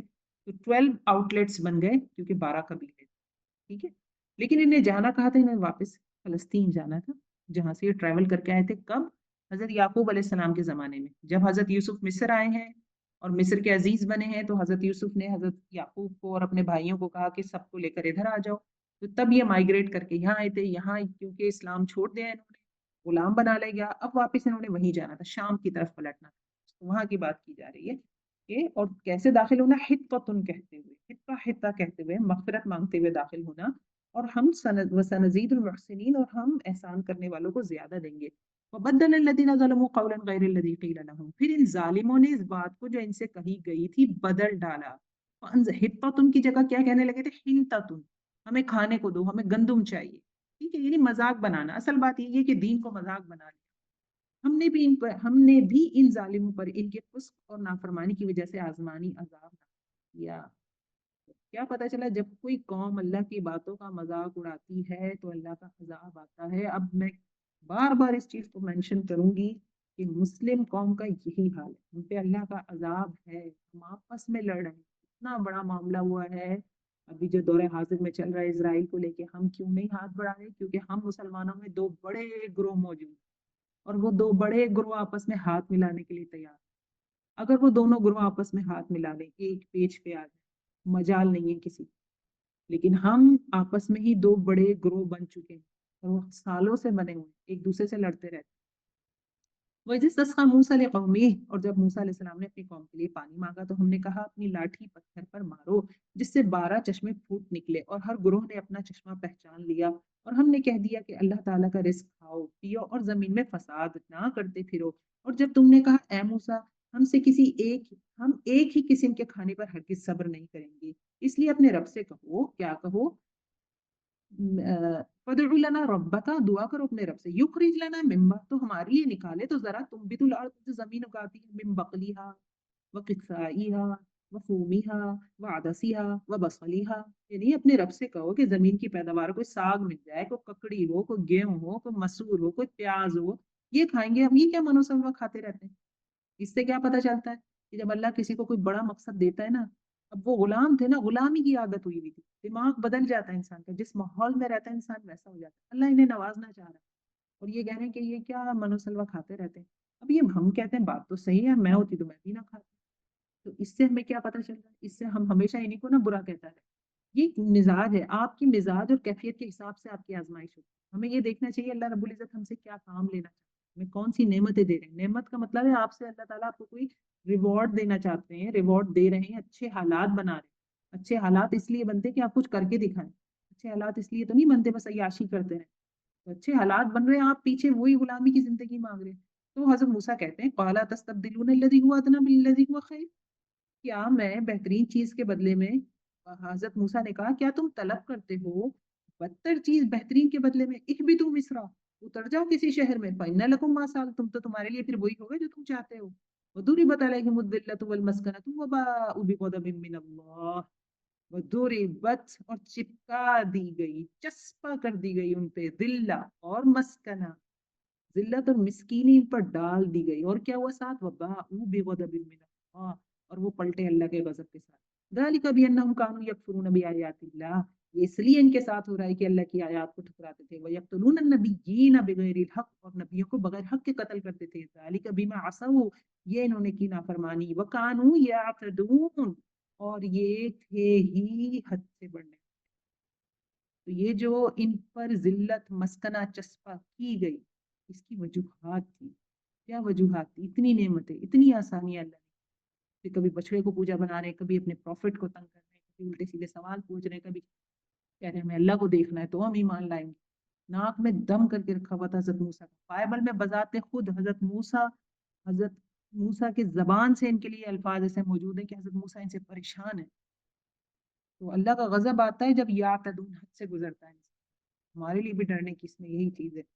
اگلی آیت دیکھیے، آیت نمبر 62، ان الذین آمنوا والذین ہادوا والنصارى والصابئین، مسلمان ہو، یہودی ہو، نصارہ ہو یا صابی ہو، جو کوئی بھی اللہ تعالیٰ پر اور قیامت کے دن پر ایمان لائے اور نیک عمل کرے، ان کی جزا ان کے رب کے پاس ہے، اور نہ ہی ان پر تو کوئی خوف ہے اور نہ ہی کوئی اداسی ہوگی۔ تو نجات کے لیے کیا چیز ہے؟ ایمان اور عمل صالح، عمل صالح خوف اور غم سے بچائے گا۔ وَإِذَا أَخَذْنَا مِيثَاقَكُمْ وَرَفَعْنَا فَوْقَكُمُ الطُّورَ، اور جب ہم نے تم سے وعدہ کیا اور تم پر کوہ طور لا کھڑا کر دیا اور کہا جو ہم نے تمہیں دیا ہے اسے مضبوطی سے تھام لو اور جو کچھ اس میں ہے اسے یاد کرو تاکہ تم بچ سکو۔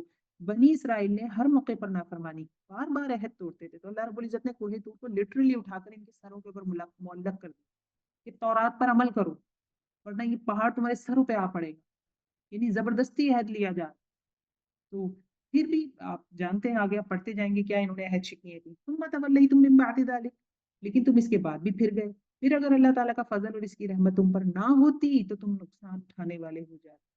اللہ کے احکامات سے بچنے کے لیے تعویلیں نہ کریں ہم، جو ہے وہ ہے، جو اللہ نے قرآن میں اتار دیا وہ ہے، وہ کرنا ہے، تعویلیں نہ پیش کریں کہ ایسا ہوتا تو ایسا ہو جاتا تو میں کر لیتی، ایسا ہوتا تو ایسا ہو جاتا تو میں کر لیتی، یہ کوئی راستے نہیں ہے، جو اللہ کے ساتھ عہد باندھے ہیں ہم نے وہ ہمیں نبھانے ہیں، دنیا کی زندگی چھوٹی ہے، مشکل ہے، ایسا نہیں ہے میں کہہ رہی ہوں آپ دوڑنے لگ جائیں صراط المستقیم پہ، نہیں، کبھی ہم فرسٹ لین میں ہوں گے، کبھی سیکنڈ پہ، کبھی تھرڈ میں، لینز بدلتے رہیں گے، اسی لیے ہم نے صراط مانگا ہے اللہ سے، لیکن بیٹھے نہیں، بیٹھے نہیں اور الٹا نہ چلے، اللہ ہمیں اس سے بچائے۔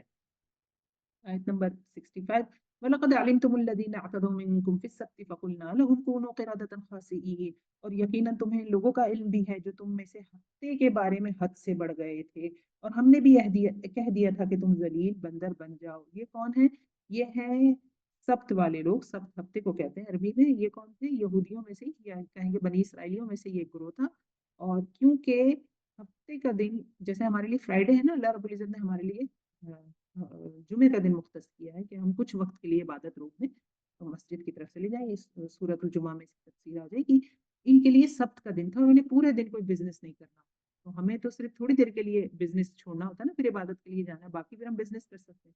تو یہ مچھروں کی ایک بستی تھی، ساحل پہ رہا کرتی تھی، ان کو کہا تھا کہ تم نے مچھلیاں نہیں پکڑ لی، تو انہوں نے ہیلا بازی کی، مچھلیاں ابھر ابھر کے ان کے سامنے آتی تھی، تو پھر یہ کیا کرتے تھے کہ جمعے کی رات کو جال لگا دیا کرتے تھے، ہفتے کی صبح، اتوار کی صبح نکال لیا کرتے تھے، اللہ سے ہیلا کر رہے ہیں۔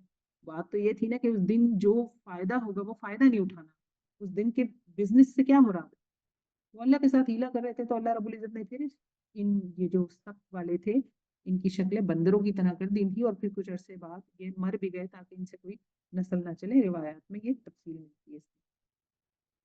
آیت نمبر 66، وَجَعَلْنَا نَكَالًا لِمَا بَيْنَ يَدَيْهَا وَمَا خَلْفَهَا، اور ہم نے اگلوں پچھلوں کے لیے عبرت کا سبب بنا دیا، کس کو؟ یہ سبت والے جو تھے ان کی شکلیں بگاڑ دی، اور پرہیزگاروں کے لیے وعظ و نصیحت بنا دیا۔ وَإِذْ قَالَ مُوسَىٰ لِقَوْمِهِ إِنَّ اللَّهَ يَأْمُرُكُمْ أَن تَذْبَحُوا بَقَرَةً، اب بقرہ کا واقعہ آ گیا، بقرہ گائے کو کہتے ہیں جس کے اوپر اس سورہ کا نام سورۃ البقرہ رکھا گیا ہے۔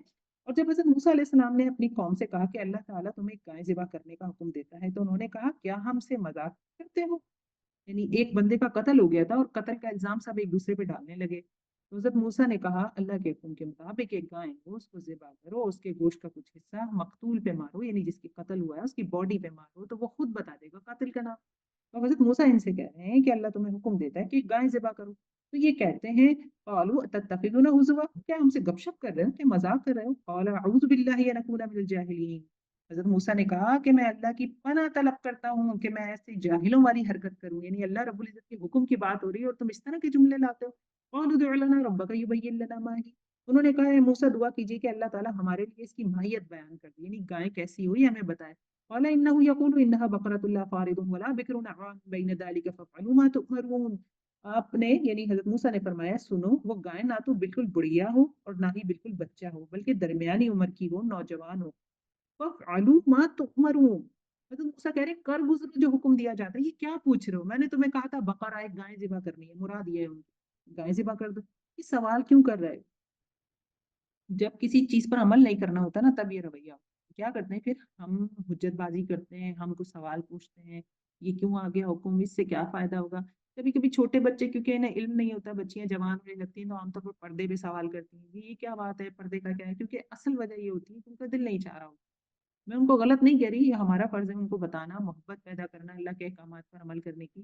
نماز کے حوالے سے بھی یہی ہوتا ہے, نماز کے حوالے سے بھی سوال ہوتے ہیں کہ یہ کیا ہے, زکوٰۃ, مختلف سوال آتے ہیں, اصل میں پیچھے ایک نفسیات ہوتی ہے. قالوا ادع لنا ربک یبین لنا ما لونها. پھر وہ کہنے لگے کہ دعا کیجیے اللہ تعالیٰ بیان کر دے کہ اس کا رنگ کیسا ہو. قال انه یقول انها بقرة صفراء. حضرت موسیٰ نے فرمایا وہ کہتا ہے کہ گائے زرد رنگ کی ہو, فاقع لونها, کہ اس کا رنگ کیسا ہو, واقع ہو یعنی آنکھوں میں چبھنا والا نہ ہو, چمکیلا ہو لیکن ایسا نہ ہو کہ آنکھوں میں گھسے.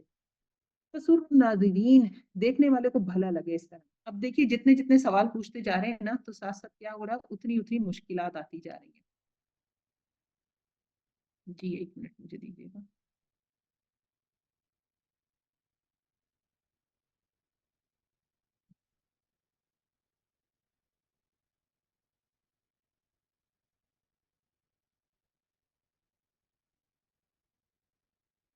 کسی کا کیمرہ کھلا ہوا ہے, کیمرہ کو نہ اعوذ باللہ من الشیطان الرجیم. قالوا ادع لنا رب, آیت نمبر 71 دیکھیے. قال انه يقول انها بقرة لا ذلول تثير, سوری آیت نمبر 70 دیکھیے.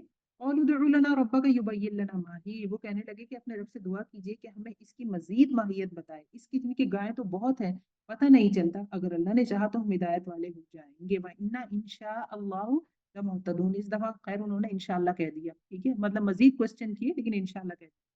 قال إنه يقول إنها بقرة لا ذلول تثير الأرض ولا تسقي الحرث مسلمة لا شية فيها.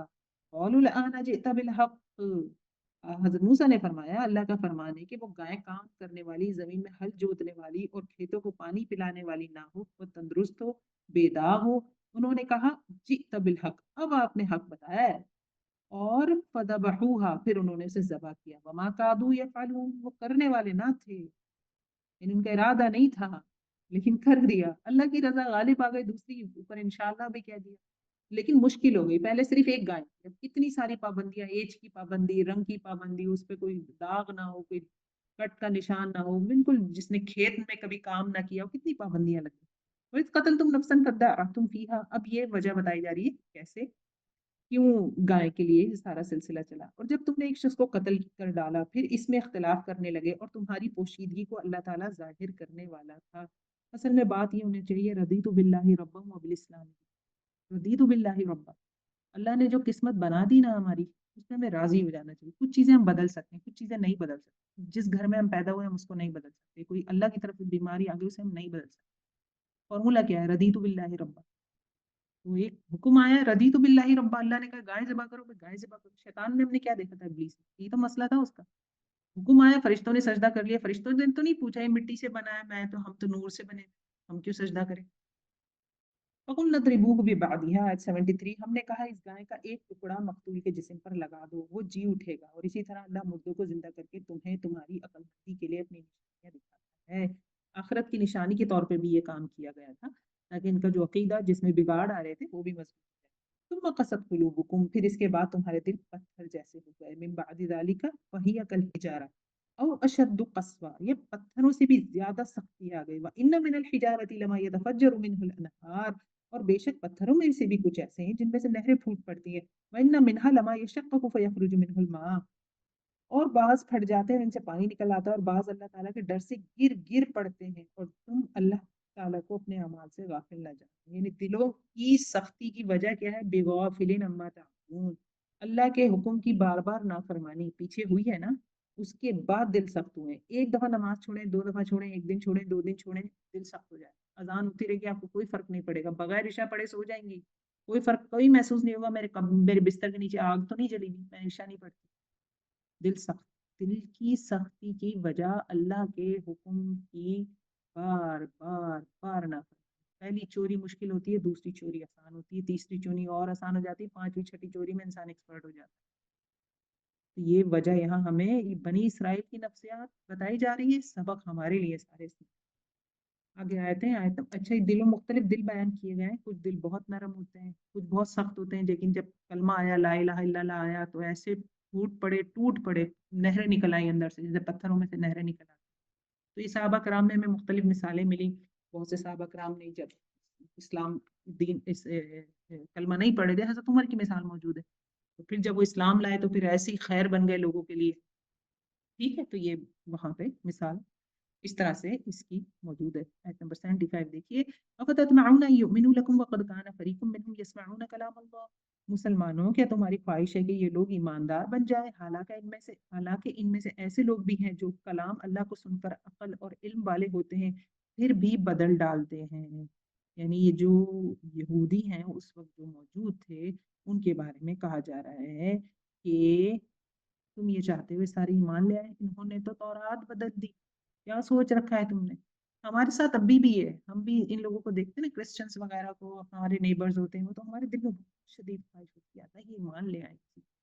یہ ہوتا ہے نا، یہ انسان ہمارے مسلمانوں کے دل میں، شاید ہم قرآن پڑھتے ہیں اس کی برکت سے ہمارے اندر ایک چیز ہوتی ہے کہ ہمیں افسوس ہوتا ہے کسی کو دیکھ کے. ہاں ڈھیلے ڈھالے ہم بہت ہیں، محنت نہیں کرتے، اس کے لیے ہر چیز کے لیے محنت چاہیے نا، محنت نہیں کرتے.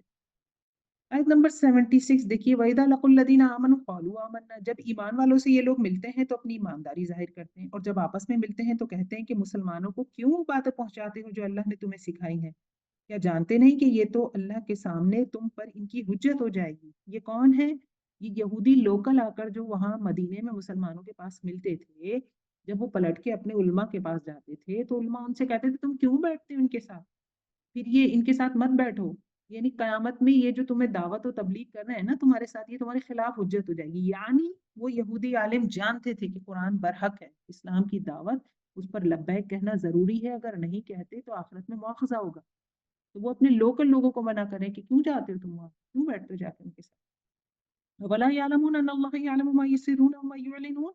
اللہ رب العزت فرما رہے ہیں آیت 77 میں، کیا یہ نہیں جانتے کہ اللہ تعالیٰ ان کی پوشیدگی اور ظاہر داری سب کو جانتا ہے؟ اللہ کے ساتھ چور بازاری کر رہے ہیں، اللہ سے چھپانا چاہتے ہو کچھ؟ اللہ تو جانتا ہے کیا چل رہا ہے تمہارے دلوں میں. وَمِنْهُمْ أُمِّيُّونَ، اور ان میں سے بعض ان پڑھ ایسے بھی ہیں جو کتاب کے صرف ظاہری الفاظ کو جانتے ہیں اور صرف گمان اور اٹکل پر ہی ہیں. تو امیون کون ہے؟ کفار بھی تھے مدینہ میں، وہ بھی ہیں امی ہیں، کتاب کو نہیں جانتے لیکن امانی خواہشات پر چلتے، وَإِنْهُمْ إِلَّا يَظُنُّونَ، گمان پر چلتے. تو قرآن پڑھے بغیر عمل جو ہے نا وہ ٹھیک نہیں ہے، وہ پرفیکٹ عمل نہیں. ہم امی بنے رہیں گے قرآن سے تو بات نہیں بنے گی. قرآن پڑھنے کے بعد عمل تبدیل ہوتا ہے، ایک بات تو یہ ہوگی. دوسری بات یہ بھی ہے کہ وہاں پہ بھی ایسے موجود ہے کیونکہ جو تورات تھی وہ ایکسس میں نہیں تھی، کن کے؟ لوکل یہودیوں کے. اب آئیے نا ایکسس میں، بہت عرصے پہلے لوکل پرسن بائبل نہیں پکڑ سکتا تھا، بس وہ عالموں کے پاس ہی ہوتی تھی. ہمارے لیے کیا، ہمارے بھی ایسے ہی ہے. لوگ کہتے نہیں قرآن نہیں سمجھ سکتے آپ، کسی عالم کے پاس جائیں. حقیقت ہے آپ کو ٹیچر کی ضرورت ہوتی ہے، اس میں تو کوئی شک نہیں، لیکن اس کا یہ مطلب بھی نہیں ہے کہ آپ خود سے کوشش ہی نہ کریں. بالکل اللہ تک فرماتے فی ہی ذکرکم، قرآن میں ذکر ہے تمہارا، جس میں میرا ذکر ہے. کوئی لیٹر میرے گھر میں پڑا ہے جو میرے نام ہے، میں اس کو اگر وہ چائنیز میں تو میں چائنیز میں پڑھتی رہوں گی، میں نہیں جاؤں کسی کے پاس ٹرانسلیٹ کرو اس میں کیا چیز ہے، یہ کسی نے کہا یہ تمہارے نام آیا خط، فی ذکرکم، اس میں تمہارا ذکر ہے. وَوَيْلٌ لِّلَّذِينَ يَكْتُبُونَ الْكِتَابَ بِأَيْدِيهِمْ، ان لوگوں کے لیے ویل ہے. ویل ہلاکت بھی کہتے ہیں اور جہنم کی ایک وادی کا نام، جو اپنے ہاتھوں کی لکھی ہوئی کتاب کو اللہ تعالیٰ کی طرف کہتے ہیں اور اس طرح دنیا کماتے ہیں. ان کے ہاتھوں کی لکھائی کو اور ان کی کمائی کو ویل، ہلاکت اور افسوس. یعنی خود ساختہ چیزوں کو دین کا حصہ بنانے والوں کے لیے ویل ہے، ہلاکت ہے، جہنم ہے۔ اب یہ کیونکہ تورات میں تبدیلی کرتے تھے ان کی بات ہو گئی، ہمارے لیے بھی قرآن سے ایسے فتاوی نہ نکالیں ہم جو ہمارے فقہ کو مضبوط کرتی ہوں کہ میرا تعلق فلاں گروہ سے ہے تو میں کوئی ایسی آیت لے کے آؤں اس کو تھوڑا سا گھما کے پیش کروں کہ میری بات پوری ہو جائے، ٹھیک ہے۔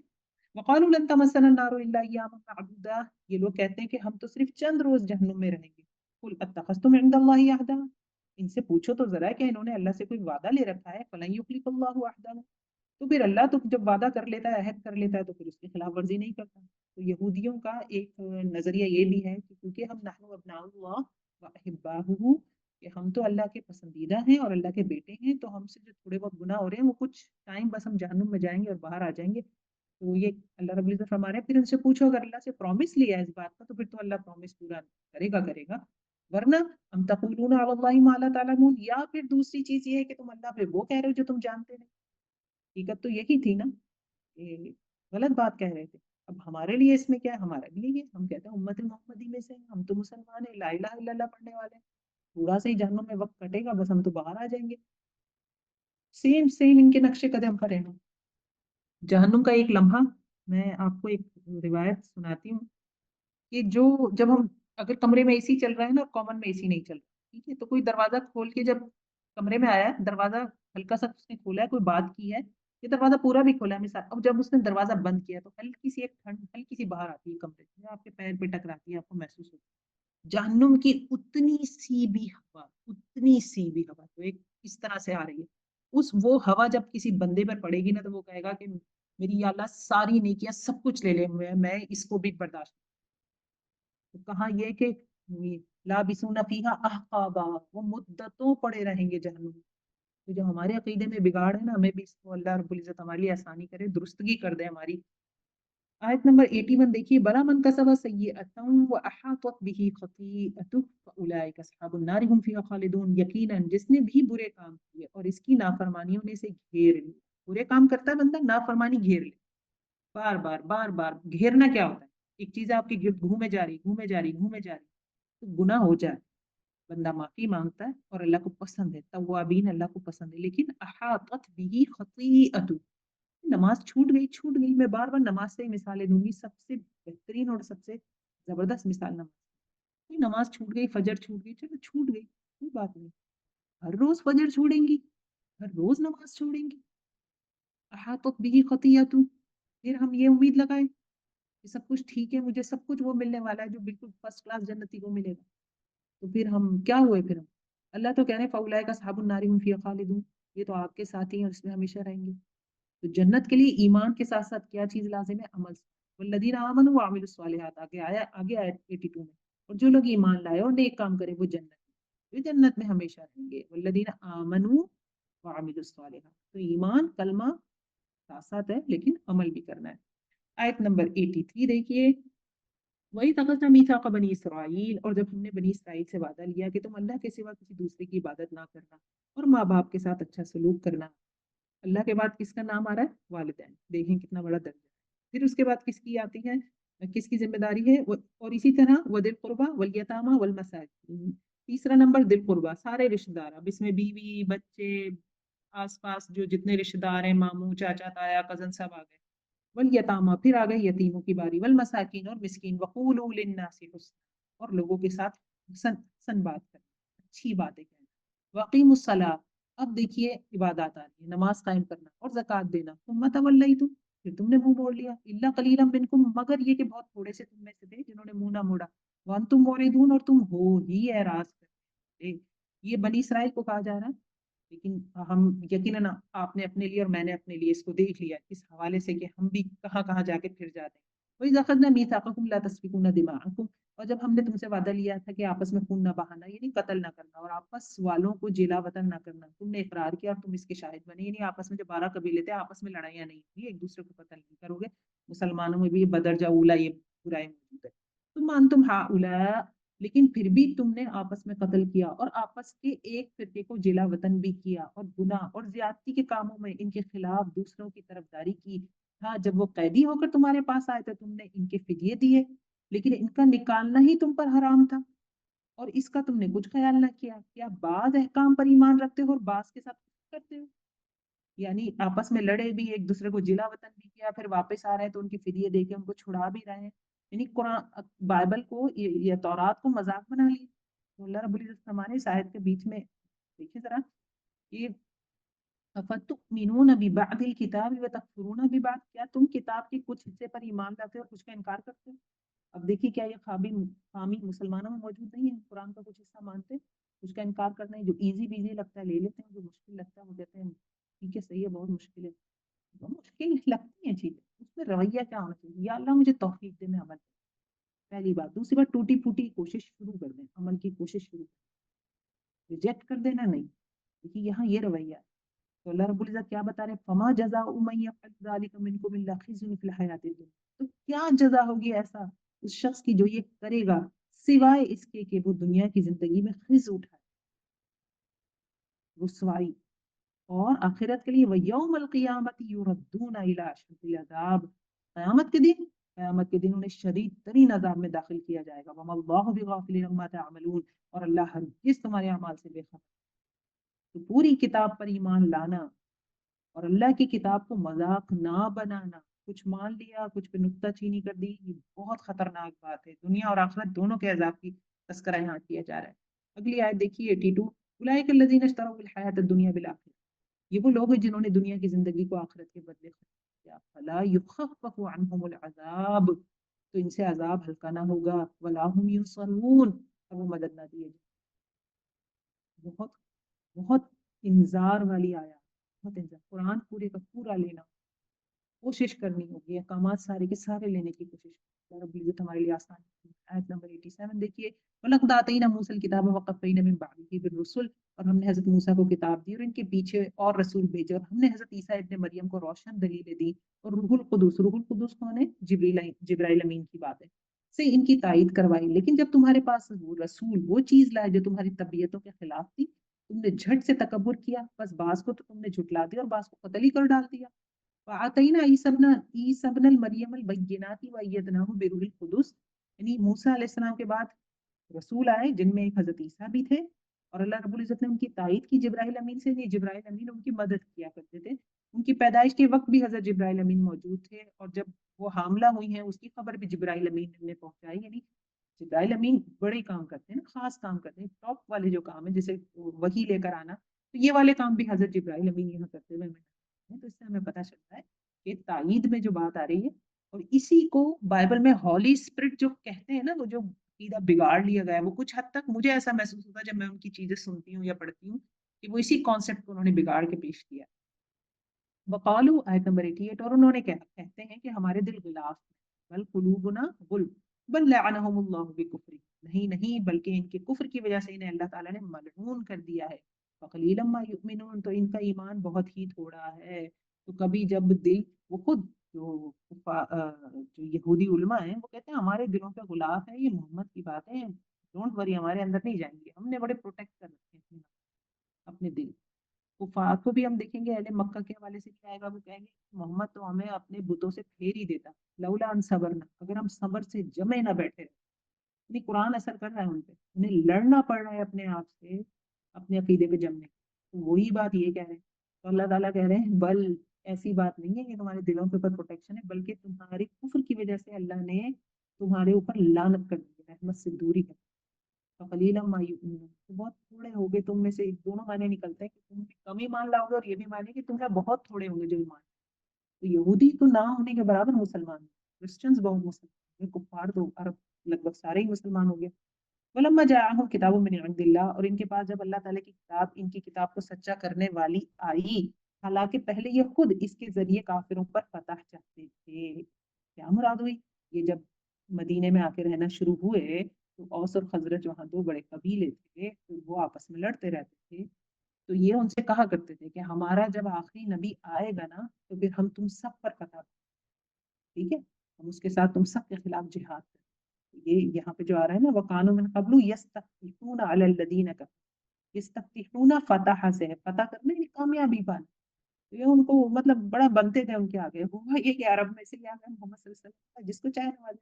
فلما جاءہم، جب وہ آ گئے ان کے پاس، ما عرفوا کفروا بہ، انہوں نے پہچان لیا پھر بھی کفر کرنے لگے. فلعنت اللہ علی الکافرین، تو لعنت ہو اللہ کی کافر پر بھی لعنت کا لفظ ہے، نیچے بھی لعنت کا لفظ ہے. محمد صلی اللہ علیہ وسلم کو پہچان کر بھی ریجیکٹ کیا تو اس کے لیے تم لعنت کے حقدار ہوئے. سمجھتا رہو بھی انفسہم، بہت بری ہے وہ چیز جس کے بدلے انہوں نے اپنے آپ کو بیچ ڈالا، وہ ان کا کفر کرنا ہے. کیا چیز کیوں نہیں مان رہے؟ سوال پیدا ہوتا ہے. اس لیے عصبیت، ہم یہودی ہم میں سے ہونا چاہیے تھا. یہ کیا ہو؟ عصبیت اتنی خطرناک چیز ہے. تکبر، ہم تو اہل علم بنے ہیں، ہمارا تو انداز ہی الگ ہے، اسٹائل ہی الگ ہے، ہم جاتے ہیں تو لوگ کھڑے ہو جاتے ہیں. اب یہ عربی جن کو یہ جاہل سمجھتے تھے، جن کو کہتے تھے کچھ آتا نہیں ہے، جو گھوڑوں کی پیٹوں پہ ایک دوسرے کا خون بہاتے رہتے ہیں، لڑتے رہتے ہیں، لڑنے والوں کی تو یہی عزت ہوتی ہے نا، سیدھی سی بات. تو یہ کتابوں کے پڑھنے پڑھانے والے، تو یہ تو ان کو بڑا گرا ہوا سمجھتے تھے. اب ان کی قوم میں سے پروفٹ آ گئے تو ہم تو ان کی قوم سے کہیں نیچے چلے جائیں گے، فضیلت ہو جائے گی. تو تکبر کہہ لیں، انانیت کہہ لیں، بڑا بننے کی خواہش کہہ لیں، یہ وجوہات تھی جس کی وجہ سے محمد صلی اللہ علیہ وسلم پر ایمان نہیں لایا. اللہ تعالیٰ فرما رہے ہیں کہ یہ تو بہت بڑی بری انہوں نے تجارت کری. اللہ تعالیٰ کی طرف سے نازل شدہ چیز کے ساتھ محض اس بات سے جل کر اللہ تعالیٰ نے اپنا فضل اپنے دوبارہ سے سیکوینس بناتے ہیں، آیت پڑھتی ہیں دوبارہ سے. بھی سمجھتا رہو بھی انفسہم ان یکفروا بما انزل اللہ بغیا، بغیا اس آیت میں بغیا وجہ بتائی جا رہی ہے. بہت بری ہے وہ چیز جس کے بدلے انہوں نے اپنے آپ کو بیچ ڈالا، وہ ان کا کفر کرنا. اللہ تعالیٰ کی طرف سے نازل شدہ چیز کے ساتھ محض اس بات سے جل کر اللہ تعالیٰ نے اپنا فضل اپنے جس بندے پر چاہا نازل فرمایا. یعنی ان کے اندر بغی تھی، انہوں نے کہا کہ ہم میں سے کیوں نہیں آیا، عرب میں سے کیوں آ گیا، ہم ایمان نہیں. یہ بات اس آیت میں بتائی جا رہی ہے. وباؤ بغضب علی غضب، اس کے باعث یہ لوگ غضب پر غضب کے مستحق ہو گئے. للکافرین عذاب مہین، اور ان کافروں کے لیے رسوا کرنے والا عذاب ہے. وَإِذَا قِيلَ لَهُمْ آمِنُوا بِمَا أَنزَلَ اللَّهُ، اور جب ان سے کہا جاتا ہے کہ اللہ تعالیٰ کی اتاری ہوئی کتاب پر ایمان لاؤ تو کہہ دیتے ہیں کہ ہم پر اتاری گئی، جو ہم پر اتاری گئی ہے ہم اس پر ایمان، یعنی ہم تورات کے علاوہ کسی کتاب پر ایمان نہیں. حالانکہ اس کے بعد والی کے ساتھ جو ان کی کتاب کی تصدیق کرنے والی ہے کفر کرتے ہیں. وهو الحق مصدقا لما معهم قل فلم تقتلون انبیاء اللہ من قبل ان کنتم. اچھا تو ان سے دریافت کریں کہ اگر تمہارا ایمان پہلی کتابوں پر تو پھر تم نے اب اگلے انبیاء کو کیوں قتل کیا. کیا بات بتائی جا رہی ہے کہ جب قرآن آیا تو انہوں نے قرآن کو ریجیکٹ کیا. یہودی علماء جو تھے انہوں نے کہا بھائی ہم تورات تک مختص ہیں، ہم نہیں لائیں گے اس کے بعد کسی، یعنی ہم مومن ہیں اور یہ ہماری کتاب تورات ہے، اس حوالے سے تو ہم پہلے ہی مومن ہیں، ہمیں تو ضرورت ہی نہیں ماڈیفکیشن کی. اللہ تعالیٰ فرما رہے ہیں پھر ان سے پوچھو کہ اگر تم اپنی کتاب پر اتنی ہی سختی سے عمل کرنے والے ہو تو تم پروفٹس کا کیوں قتل کرتے؟ کوئی کتاب حکم نہیں دیتی نا کسی نبی کا قتل کرنے کا، تو پھر تم نے کیوں قتل کیے. آیت 92 دیکھیے، وَلَقَدْ جَاءَكُم مُوسَىٰ بِالْبَيِّنَاتِ، تمہارے پاس تو موسیٰ یہی دلیلیں لے کر آئے تھے لیکن تم نے پھر بھی بچڑا بنا لیا، تم ہو ہی ظالم. وَإِذْ أَخَذْنَا مِيثَاقَكُمْ وَرَفَعْنَا فَوْقَكُمُ الطُّورَ، اور جب ہم نے تم سے وعدہ لیا اور تم پر طور کو کھڑا کر دیا اور کہہ دیا کہ ہماری دی ہوئی چیزوں کو مضبوط تھامو اور سنو. وَاسْمَعُوا، یعنی جب ابھی ہم پیچھے آئے تھے بات ہے کہ کوئی طور سر پہ آ گیا اور کہا کہ تورات پر عمل کرو، تو کیا کہنے لگے؟ قالوا سمعنا وعصینا، ہم نے سنا مگر ہم نافرمانی کی. ہمارا کوئی پلان نہیں ہے کتاب پر عمل کرنا. ٹھیک ہے. وَأُشْرِبُوا فِي قُلُوبِهِمُ الْعِجْلَ بِكُفْرِهِمْ، اور وہ پلا دیے گئے دلوں میں عجل کی محبت بوجہ اپنے کفر. کوئی ایسی چیز بچڑے کی محبت دلوں میں اتر گئی، چاہ کے بھی اسے نہیں چھوڑ. میرے آپ کے ارد گرد بھی کوئی ایسی چیز ہے جو اللہ کی نافرمانی ہے کی ہے اور میں چاہ کے بھی اسے چھوڑ نہیں پا رہی، تو اس کی وجہ کیا ہے؟ بِكُفْرِهِمْ، ان کے کفر. موبائل نہیں چھوٹتا، فیس بک نہیں چھوٹ رہا، واٹس ایپ ٹائم لگاتی ہوں، چھوڑنا چاہتی ہوں، چھوڑا نہیں جا رہا. کیا ہے؟ بِكُفْرِهِمْ، بار بار ریپیٹ. وَأَحَاطَتْ بِهِ خَطِيئَتُهُ، جب بار بار بار بار بار بار گناہ کرتے ہیں تو اللہ سزا کے طور پر اس چیز کی محبت دل میں ڈال دے، پھر اس کو چھوڑنا ہمارے لیے مشکل ہو جاتا ہے. قُلْ بِئْسَ مَا يَأْمُرُكُمْ بِهِ إِيمَانُكُمْ، بس سبب ان سے کہہ دیجئے کہ تمہارا ایمان تمہیں کتنا برا حکم دیتا ہے. تم مومن، اگر تم مومن ہو، یہ دعویٰ کر رہے ہیں نا کہ ہمیں کوئی ماڈیفکیشن نہیں چاہیے، ہمارے لیے ہماری کتاب کافی ہے. تو اللہ تعالیٰ نے دو مثالیں دی کہ اتنا ہی پکا ایمان ہے تو پروفٹس کو کیوں مارتے تھے، اور اتنا ہی پکا ایمان ہے تو تم نے کیوں پھر بچڑے کو پوجا کی اس کی. قُلْ إِنْ كَانَتْ لَكُمُ الدَّارُ الْآخِرَةُ، آپ کہہ دیجئے کہ اگر آخرت کا گھر صرف تمہارے لیے ہی ہے، یہ کہتے تھے نا، یہ بھی ان کا کانسیپٹ ہے. تورات ہے اور تو تالمود ان کی کتاب پڑھیں آپ، تو اس میں یہ کانسیپٹ ہے کہ بس یہودی ہی انسان ہے، باقی تو سارے ایسے ہیں، مار دو کسی کا پیسہ لے لو، آپ کو کوئی وہ نہیں ہے کہ آپ اس کو اس کا پیسہ واپس کرنا آپ پہ ضروری نہیں ہے کیونکہ وہ یہودی نہیں ہے، تورات اس کی کتاب نہیں ہے، تو کبھی بھی یہ کانسیپٹ اور آخرت کا گھر انہیں کے لیے اللہ تعالیٰ کہتے ہیں ان سے کہ محمد ان سے کہو کہ اگر آخرت کا گھر صرف تمہارے لیے ہی ہے اللہ کے نزدیک اور کسی کے لیے نہیں ہے تو آؤ اپنی سچائی کے ثبوت میں موت طلب کرو، یعنی پھر کیوں دنیا میں بیٹھے ہو گیا، تمہیں پتہ ہے جنت تمہارے لیے بنی ہے، تم کچھ زہر وہر کھاؤ مر جاؤ اوپر جاؤ، دنیا میں کیا کر رہے ہو، بھلے یہ تمنا نہ ہوا بدم بے قدمت ایدیہم، لیکن یہ اپنی کرتوتوں کو دیکھتے ہوئے کبھی بھی موت نہیں مانگیں گے، واللہ علیم بالظالمین، اور اللہ رب العزت اچھی طرح جانتا ہے، علم رکھنے والا ہے ظالم۔ آیت 96 دیکھیے، وَلَتَجِدَنَّهُمْ أَحْرَصَ النَّاسِ عَلَىٰ حَيَاةٍ، بلکہ سب سے زیادہ دنیا کی زندگی کا حریص اے محمد اے نبی آپ انہی کو پائیں گے، یہ حرص زندگی میں مشرکوں سے بھی آگے، یود احدہم لو یعمر الف سنہ، ان میں سے ہر ایک چاہتا ہے کہ اسے 1000 سال کی زندگی دی جائے، وما هو بمزحزحه من العذاب، اور یہ زندگی اس کو عذاب سے بچانے والی نہیں ہے، ان یعمر، اگر وہ عمر دے بھی دیا جائے، اللہ بصیر بما یعملون، اور اللہ رب العزت ان کے کاموں کو بخوبی دیکھ رہا ہے۔ کل من کان عدوا لجبریل، اے نبی صلی اللہ علیہ وسلم آپ کہہ دیجئے کہ جو جبریل کا دشمن ہے، جس نے آپ کے دل پر پیغام باری تعالیٰ اتارا ہے، جو پیغام ان کے پاس کی کتاب کی تصدیق کرنے والا اور مومنوں کو ہدایت اور خوشخبری دینے والا ہے، تو اللہ بھی اس کا کیا کہتے تھے، حضرت جبرائیل کو برا کہتے تھے، کیونکہ پہلے تو حضرت جبرائیل ان کی قوم میں سے سب سے پروفٹ سے ہی بولاتے رہے نا کلام، تو اب جو بہت غصے میں ہوتا ہے نا اور جس کا بس نہ چلے، اس سے جملہ یہ ہے کہتے ہیں، جس کا بس نہ چل رہا ہو نا کہ میری مرضی کے مطابق ہو جائے تو الٹی سیدھی فالتو سب باتیں بولنے لگتا ہے، چیخنے لگتا ہے، چلانے لگتا ہے، وہ نفسیات نظر آتی ہے۔ یا بدل تو سکتے نہیں ہے، پروفیسی پروفٹ تو محمد صلی اللہ علیہ وسلم بن گئے، تو حضرت جبریل کو برا کہنے لگے، اللہ تعالیٰ کہہ رہے ہیں کہ ان سے کہو کہ جو جبریل کا دشمن ہے، من کان عدوا للہ و ملائکتہ و رسلہ و جبریل و میکال فإن اللہ عدو للکافرین، تو جو کوئی بھی اللہ کا، اس کے فرشتوں کا، اس کے رسولوں کا اور جبرائیل کا اور میکائیل کا دشمن ہو تو ایسے کافروں کا دشمن خود اللہ۔ وَلَقَدْ أَنزَلْنَا إِلَيْكَ آيَاتٍ بَيِّنَاتٍ، اور یقیناً ہم نے آپ کی طرف روشن دلیلیں بھیجی جن کا انکار سوائے بدکاروں کے کوئی نہیں کرتا۔ وَكُلَّمَا عَاهَدُوا عَهْدًا نَبَذَهُ فَرِيقٌ مِّنْهُمْ، اور جب لوگ جب کبھی کوئی عہد کرتے ہیں تو ان کی ایک نہ ایک جماعت اسے توڑ دیتی ہے، بلکہ ان میں سے اکثر ایمان سے خالی ہیں، بالکل امت مسلمہ کا یہی حال ہے۔ پرومس کیپ کرنا، ہم تو انشاءاللہ کہتے ہی تب ہے جب ہمارا پکا ارادہ ہوتا ہے نکال، نہ میں انشاءاللہ آؤں گی، ہم انشاءاللہ یہ کام کرتے ہیں، اللہ حافظ۔ اور صرف پاکستانیوں کی بات نہیں ہے، جو لوگ مختلف قوموں کے ساتھ رہ رہے ہیں، جو مختلف دوسرے ملکوں میں رہ رہے ہیں، آپ دیکھیں مسلمانوں میں سے اکثر ممالک کے لوگوں کا یہ باقاعدہ مشہور ہے نام لے کے فلاں ملک کے سوال تعلق نہیں کرنا، فلاں ملک والے تعلق نہیں، استغفر اللہ من کل ذنب واتوب۔ ولما جاءهم رسول من عند اللہ، جب کبھی ان کے پاس اللہ کا کوئی اور رسول ان کی کتاب کی تصدیق کرنے والا، بار بار آ رہا ہے ان کی کتاب کی تصدیق، یعنی جو قرآن ہے نا وہ کبھی بھی اس نے ان کو برا تو نہیں کہا۔ دیکھیں یہودی کرسچنس پہ جو حضرت عیسیٰ پہ ایمان نہیں لاتے نا، ولد الزنا کہتے تھے، حضرت عیسیٰ کو قتل کروانے میں ان کا ہاتھ تھا۔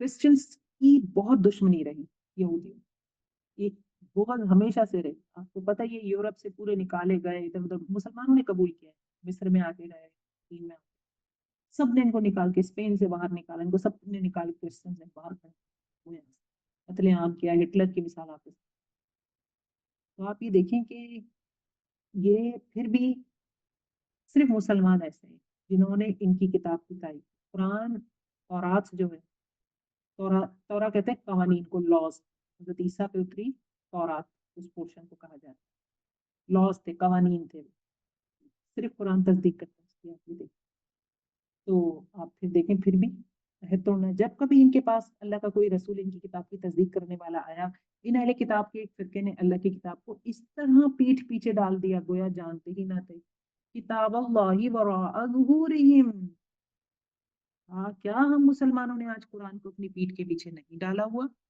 کیا میں مثال دے سکتی ہوں زمین کے اوپر کوئی ایک ملک جہاں اسلامی قانون نافذ ہوں، ایک ملک چھوڑے، ایک شہر چھوڑے، ایک بستی، کوئی ایسا ہے 100% اسلامی قوانین جہاں پہ لاگو ہیں؟ نہیں، کتاب اللہ وراء ظہورہم، اپنی پیٹھ کے پیچھے اللہ کی کتاب کو ڈال دیا، کانہم لا یعلمون، گویا کہ وہ اس کو جانتے ہی نہیں، किसी चीज में भलाई होती है ना, हमें पता होता है, हम कहते हैं यार ये वाला फॉर्मूला बहुत अच्छा है, ये वाला टोटका बहुत अच्छा है, इससे फायदा हो जाएगा। क्या हम कुरान की भलाइयों को नहीं जानते? क्या हमें नहीं पता जिन मुल्कों में टूटा फूटा इस किताब पर अमल होता है? One of them is सऊदीया। Crime rate सबसे कम है वहाँ पे रेप नहीं होते क्योंकि रेपिस्ट को गर्दन उड़ा दी जाती है, शराब नहीं पीते लोग, क्राइम रेट कितने कम है यहाँ। तो हमें नहीं पता इस किताब में भलाइयां हैं, लेकिन किताब अल्लाह वरा ज़ुहूरी पीठ के पीछे डाल दिया, कन्नहुम ला यालमून, गोया कि वो उसे जानते ही नहीं है। आयत नंबर 102। वत्तबऊ मा तत्लु शयातीन अला मुल्की सुलेमान, और इस चीज के पीछे लग गए, यानी किताब को छोड़कर पीछे भी किस चीज के लग गए? देखिए आप एक चीज निकालेंगे ना, ग्लास में पानी है, पानी को बाहर फेंक देंगे तो ग्लास खाली नहीं होगा, उसमें हवा आ जाएगी। जब एक चीज निकलती है दूसरी चीज, जैसे सुन्नत निकलती है ना, तो फिर बिदअत आएगी। ऐसा नहीं होगा आप कुछ नहीं करेंगे, आप कुछ और कर रहे होंगे, जो आप कर रहे होंगे वो बिदअत हो। तो वत्तबऊ, कि किया क्या इन्होंने, जब किताब अल्लाह की किताब पीछे छोड़ते हैं तो उल्टे सीधे काम होते हैं। ये बयान किया जा रहा है हजरत सुलेमान अलैहिस्सलाम के जमाने की बात, इनका असल में इनका चिट्ठा खोला जा रहा है पीछे से, इनको भी दिखाने के लिए, दीन के जो यहूदी है और हमें भी पता। और इस चीज के पीछे लग गए जिसे शयातीन हजरत सुलेमान की हुकूमत में पढ़ते थे। सुलेमान ने तो कुफ्र न किया था, बल्कि कुफ्र शैतानों का था। वो लोगों को जादू सिखाया करते थे। और बाबिल में हारूत और मारूत दो फरिश्तों पर जो उतारा गया था, वो दोनों भी किसी शख्स को इस वक्त तक नहीं सिखाते थे जब तक ये ना कह देते थे कि हम तो एक आजमाइश है, तुम कुफ्र ना करो। क्या बात हो रही है? हजरत सुलेमान अलैहिस्सलाम के कब्जे में जिन थे और जादू उरूज पे था। जैसे कि हजरत ईसा अलैहिस्सलाम के जमाने में मेडिसिन उरूज पे थी, हजरत मोहम्मद सल्लल्लाहु अलैहि वसल्लम के जमाने में जबान, लिसान, अच्छा कलाम उरूज पे था। सबको उसी हिसाब से मौजज़े दिए गए। तो हजरत ईसा अलैहिस्सलाम के, हजरत सुलेमान अलैहिस्सलाम के जमाने में जादू उरूज पे था। तो शैतानी चक्कर में लग गए, जादू सीखना, जादू करना। तो जो शहर था बाबिल, इसमें अल्लाह रब्बुल इज्जत ने, रिवायत से मिलता है कि दो फरिश्तों को उतारा, हारूत और मारूत को, जो लोगों को आजमाइश के तौर पर जादू सिखाते थे। और जादू सिखाने से पहले कहा करते थे कि देखो हम फितना है, बताया भी करते थे कि हम आजमाइश के लिए आए हैं, फला तकफुर, तो तुम कुफ्र ना करो। तो मजीद क्या है? वयतअल्लमून मिनहुमा मा युअर्रिफून बैनल मरई व ज़ौजी, तो तुम सीखते थे उन दोनों से, जिस ऐसा जादू सीखते थे जिससे फर्क डाला जाए मियाँ और बीवी के दरमियान। वमा हुम बिदॉर्रीन बिही मिन अहदिन इल्ला बिइज़निल्लाह, और दरअसल वो बगैर अल्लाह ताला की मर्जी के किसी को कोई नुकसान नहीं पहुंचा सकते। जादू आप कितना ही सीख लें, कितना ही करवा लें, अल्लाह की रजा नहीं होगी तो जादू भी काम, जादू कब काम करता है? जब अल्लाह ताला आजमाना चाहता है। जिस बंदे को अब उसने जादू सीख लिया, इंटेंशन से उसकी वो जान लगा रहा है, पैसे भी खर्च कर रहा है, तो अल्लाह फिर हुक्म सादिर कर देते हैं कि जादू हो जाओ, और जादू हो जाता है। इससे क्या होता है? वो जो जिसने जादू किया उसके लिए जहन्नुम में हिस्सा लिख दिया जाता है ना, कि उसने कुफ्र किया, फला तकफुर, फरिश्ते कह रहे हैं ना पर तकफुर, कुफ्र ना करो। और मजीद क्या होता है? ये लोग वो सीखते हैं जो इन्हें नुकसान पहुंचाए और नफा ना पहुंचाए। यानी जादू क्या है? आपको नुकसान ही पहुंचाएगा। दुनिया में ऐसा लगता है किसी पे जादू करवा दें तो हमारा मसला हल हो जाए। अल्लाह क्या कह रहे हैं? जादू बज़ाहिर नजर आ रहा है लेकिन ये नुकसान ही पहुंचाएगा, नफा नहीं पहुंचाता। और वो बिल यकीन जानते हैं कि इसके लेने वाले का आखिरत में कोई हिस्सा नहीं। इससे बड़ा क्या नुकसान होगा? जिसने जादू करवाया उसका आखिरत में कोई हिस्सा नहीं। और वो बदतरीन चीज है जिसके बदले वो अपने आप को फरोख्त कर रहे हैं। लव कानू ये आलमून, काश के वो जानते। तो जादू हकीकत है, बरहक है, हो जाता है, अल्लाह की रजा के बगैर नहीं होता है। जादू करने वाले के लिए आखिरत में कोई हिस्सा नहीं है। जो जादू करके अपने मसाइल भी हल करवा रहा है, दुनिया में जादू के जरिए हल करवाने की कोशिश कर रहा है, तो जनाब वो हल नहीं हो रहे। अल्लाह ने कहा कि वो नफा नहीं देगा, जादू नफा नहीं देगा, नुकसान। दूसरी अहम बात है, इस चीज को जहन से निकाल दें। कोई आपको कुछ कहता है आप पर किसी ने जादू कर दिया, तो ऐसा आज के दौर में बहुत कम है। आटे में नमक के बराबर है लोग जो जादू कर सकते हैं, सारे फ्रॉडी में बैठे। किसी के पास भी जाएंगे या कोई चीज होगी, आपके जहन में शैतान वसवसा डालेगा मुझ पर जादू हो गया। जनाब आप पर कोई जादू नहीं हो। अगर आप 5 वक्त नमाज पढ़ रही हैं, अल्हम्दुलिल्लाह, सुबह शाम के इफ्तार कर रही हैं, जादू वादू के बहुत कम इम्कान है, क्योंकि वो प्रोफेशनल्स ही मौजूद नहीं है जो जादू कर सके। वो बहुत कम है, सब फ्रॉडी है बैठे। जादू करेगा कौन? आप तो इसको भी जहन से निकाल दे। खांसी भी आ गई तो जादू हो गया और मेरा काम अटक जाता है, मेरा कोई काम नहीं होता, शायद मुझ पे जादू हो गया। इस सोच को जहन से निकालें। और जहन से निकालने के साथ साथ नमाजों की पाबंदी, सुबह शाम के आसपास सूरतुल बकरा अपने साइड टेबल पे रख लें, छोटा कुरान रख लें। मोबाइल से ना पढ़ें प्लीज, क्योंकि इसमें कुरान के साथ और चीजें भी हैं। साइड टेबल पे छोटा कुरान रख लें। सोने से पहले जब सोने लगी, सर पे दुपट्टा लिया, 4 आयतें, 5 आयतें, 10, 15, 20 सूरह बकरा को रिपीट करें, रिपीट करती रहें। ये वैसे ही जिस दिन हशर में साया नहीं होगा, ये परिंदा बनकर आएगी। सूरतुल बकरा और सूरतुल आले इमरान ये अपने पढ़ने वाले पर साया करेंगी, तो इसके हमें वैसे ही जरूरत है। तो जादू का तो तोड़ है ही है, शैतान को तो भगाती ही भगाती है, लेकिन साथ साथ हमें भाई प्रोटेक्शन चाहिए। 500 साल का दिन, तो सूरतुल बकरा के हवाले से ये। وَلَوْ أَنَّهُمْ آمَنُوا وَاتَّقَوْا لَمَثُوبَةٌ مِّنْ عِندِ اللَّهِ خَيْرٌ، اگر یہ لوگ صاحب ایمان متقی بن جاتے تو اللہ تعالیٰ کی طرف سے بہترین ثواب انہیں ملتا اگر یہ جانتے ہوتے۔ یا ایھا الذین آمنوا لا تقولوا رعینا وقولوا انظرنا، دوبارہ ٹاپک چینج ہو رہا ہے، ایمان والو تم نبی صلی اللہ علیہ وسلم کو رعینا نہ کہا۔ رعینا کا مطلب ہوتا ہے ہماری رعایت۔ صحابہ کرام کو کہا جا رہا ہے جب مجلس میں بیٹھے ہو محمد صلی اللہ علیہ وسلم بات کر رہے ہوں، تو وہ جب اپنی توجہ مبذول کروانا چاہتے تھے نا صحابہ کرام اپنی طرف رضی اللہ تعالیٰ عنہم اجمعین، تو کہتے تھے راعینا، ہماری رعایت کریں، یعنی ذرا توجہ ہماری طرف کریں، ہم کچھ کہنے لگے۔ تو رائینا، یہودی کیا کہتے تھے؟ رائینا، رائینا کہتے ہیں گڈریے کو، جو شیفرڈ ہوتا ہے نا، تو وہ مذاق میں زبان کو تروڑ مروڑ کے محمد صلی اللہ علیہ وسلم کا مذاق ذرا سا زبان کو موڑا اور یہ لفظ کہہ دیا، تو اللہ تعالیٰ نے ان کو کہا نہ کہا، صحابہ کرام کو کہہ دیا کہ تم اپنا لفظ بدل دو، کیا کہا کرو؟ بلکہ وقول انظرنا، بلکہ تم کہا کرو انظرنا، ہماری طرف دیکھیں، یعنی محمد صلی اللہ علیہ وسلم ہماری طرف دیکھیں، ہم آپ سے کچھ کہنا چاہتے ہیں۔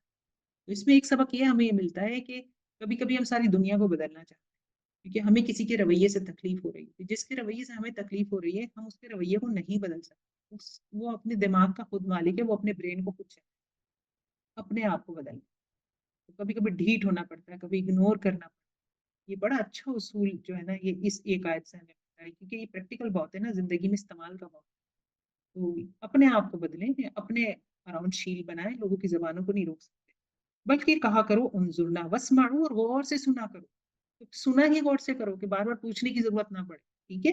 وللکافرین عذاب علیم، اور کافروں کے لیے عذاب ہے دردناک، آیت نمبر 105 پہ دیکھیے، ما یود الذین کفروا من اہل الکتاب ولا المشرکین ان ينزل علیکم من خیر من ربکم واللہ یختص برحمتہ من یشاء واللہ ذو الفضل العظیم۔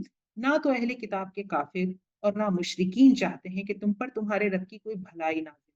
صحابہ کرام کو کہا جا رہا ہے کہ کوئی نہیں چاہتا کہ تم پر کوئی بھلائی نازل ہو، اہل کتاب میں جو کافر ہیں وہ تو چاہتے ہی نہیں تھے، کس وجہ سے؟ ان کے اس حسد کی وجہ سے۔ حسد کیا تھا کہ واللہ یختص برحمتہ، حسد تھی کہ اہل بنی اسماعیل میں کیوں پروفٹ آئے، ہم میں آنا چاہیے تھا بنی اسرائیل میں، یہ حسد تھی۔ اور یہ آگے مثالیں آئیں گی، حضرت عمر سے کبھی کلام کر رہے ہوں گے تو انشاءاللہ مثالیں آئیں گی، ہم تب دیکھیں گے۔ تو حسد کی وجہ سے یہ چاہتے ہیں کہ یہ ان کو بھلائی نہ ملے، مسلمانوں کو کیوں بھلائی، یہ کہاں سے اوپر آ رہے ہیں، یہ انہیں تو بہت نیچے ہونا چاہیے۔ اچھا، اب یہ حسد ہماری بھی زندگیوں میں ہوتا ہے ایک دوسرے کے ساتھ، تو اس سے ڈریں۔ اللہ تعالیٰ فرما رہے ہیں واللہ یختص برحمتہ من یشاء، اللہ خاص کر لیتا ہے جس کو چاہتا ہے اپنی رحمت کے ساتھ۔ کوئی ہم سے کامیاب ہو گیا، ایک کلاس میں پڑھنے والے 6-7 کلوز فرینڈس تھی، کوئی کہیں چلی گئی، کوئی کہیں چلی گئی، کسی کو اللہ نے نواز دیا، حسد نہ رکھیں ہم، اللہ جس کو چاہے خاص کر لے، اور ہر ایک کی آزمائش ہے، کسی کو مال مل جانا، اولاد مل جانا، یہ کوئی کمال نہیں ہے، ہاں جنت مل جانا کمال، اللہ دنیا میں رہتے ہوئے ہدایت ملنا کمال، اللہ کی طرف رغبت ہو جانا، اس میں بندے کو چاہیے وفی ذلک فلیتنافس المتنافسون، اس میں چاہیے کہ دوڑ لگائیں سب ایک دوسرے کے ساتھ، دوڑ لگانے والی چیزیں۔ تو دنیا کی نعمتیں دیکھ کر جو دل میں آ جاتا ہے نا خیال کہ ہم ایک ہی بیک گراؤنڈ سے اٹھ کر آئے، ایک ہی کرائٹیریا کہتے ہیں یہ وہاں پہنچ گئے، یا ڈپریشن میں بھی چلا جاتا ہے بندہ، واللہ یختص برحمتہ من یشاء واللہ ذو الفضل العظیم، اللہ تو بڑے فضل والا ہے، مانگے اللہ سے، دنیا کی نعمتیں مانگنا منع نہیں ہے، لیکن ان میں ڈوب نہ جائے، ان کو مقصد نہ بنا لے، بندہ مانگے، اللہ تعالیٰ فرمانے کہ اللہ تو بڑے فضل والا ہے، حسد کرنے کی بجائے دعا کرو کہ اس کے میں بھی برکت دے اور مجھے بھی بلندی دے۔ من ننسخ من آیت و ننسیہا نأتی بخیر منہا ومثلہا، جس آیت کو ہم منسوخ کر دیں یا بھلا دیں، اس سے بہتر یہ اس جیسی اور لاتے ہیں۔ قرآن میں وقتاً فوقتاً آیات نازل ہوتی رہیں، کچھ آیات کو مٹا بھی دیا گیا، کچھ صرف پڑھی جاتی ہیں ان کا حکم منسوخ ہو گیا ہے، اور کچھ ایسی ہیں جو نکال دی گئی قرآن سے۔ تو یہ اللہ کیونکہ گریجولی آیا قرآن، قرآن اس طرح نہیں ہے once upon a time in village and this and this and this and this, قرآن ایسے نہیں، کیونکہ قرآن کلام ہے۔ جب اللہ کو جس طرح کے حالات بنے، اللہ نے جس طرح سے صحابہ کرام سے کلام کرنا چاہا محمد صلی اللہ علیہ وسلم کے ذریعے، اللہ نے اس طرح کی آیات، جس وقت حضرت محمد صلی اللہ علیہ وسلم سے جس طرح کلام کرنا چاہا اس طرح کی آیات ہیں، جس وقت ہم سے کوئی کلام کرنا تھا اس طرح سے محمد صلی اللہ علیہ وسلم پر آیات، تو یہ کلام ہے، یہ ونس اپون اے ٹائم نہیں ہے۔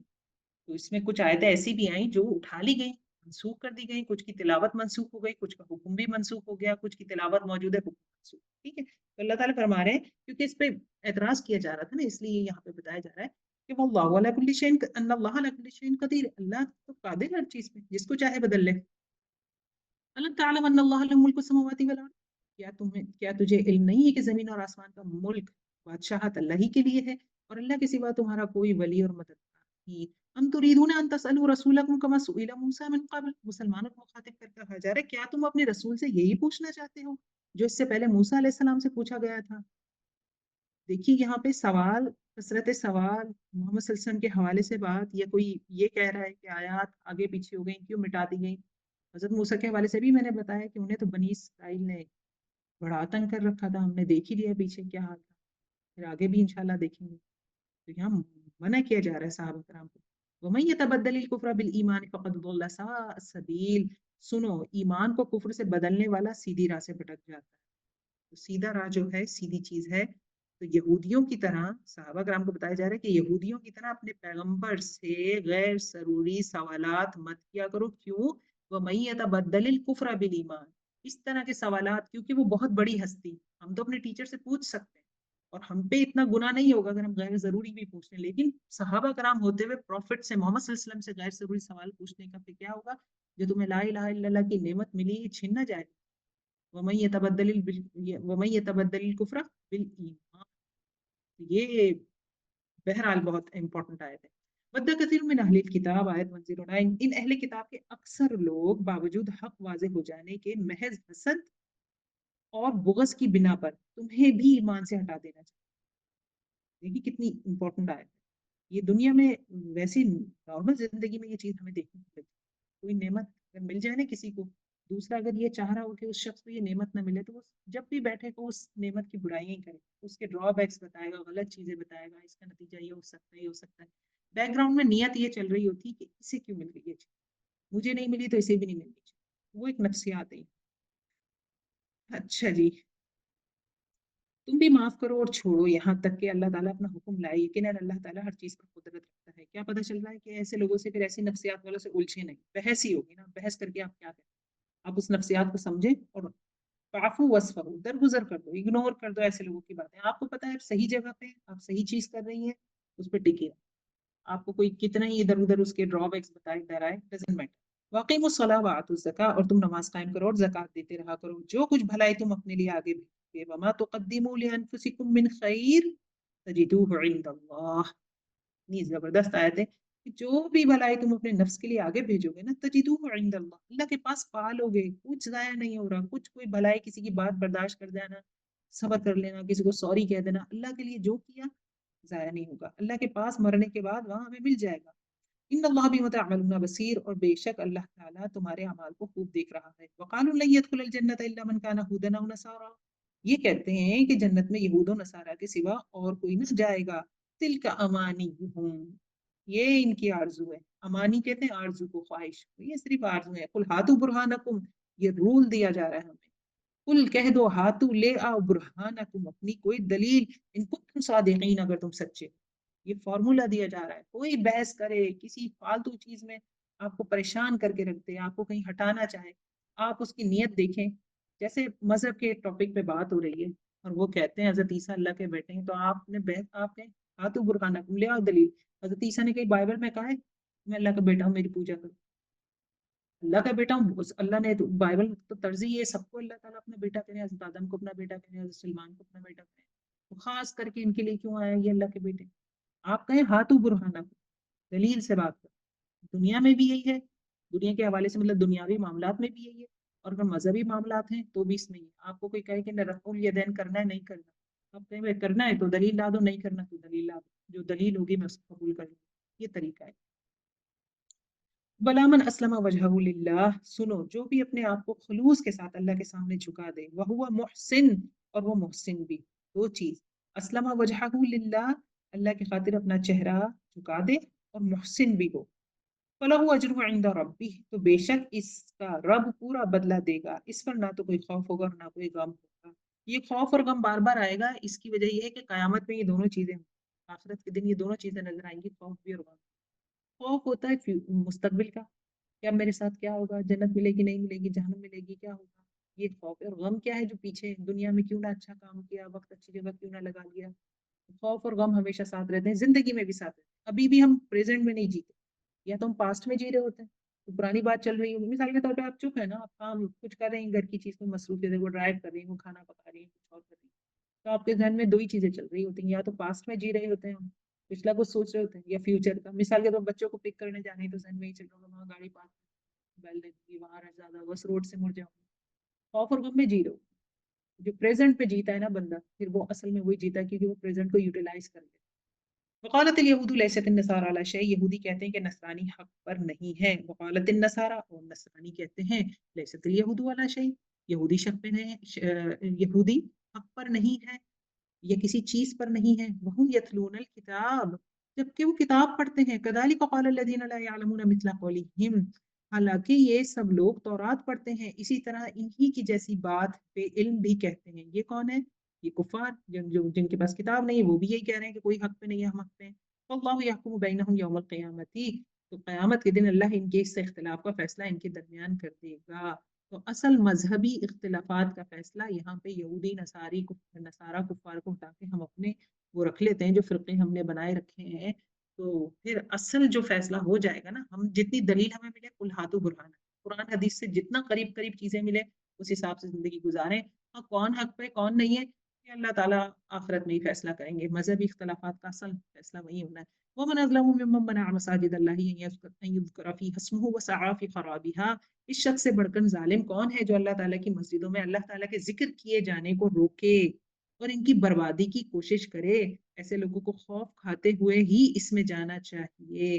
ان یدخلوها الا خائفین، مسجدوں کے کاموں کے لیے رکھیں، فرقہ بندی کے لیے نہیں رکھیں، بچوں کو مسجدوں سے نہیں بھگائیں۔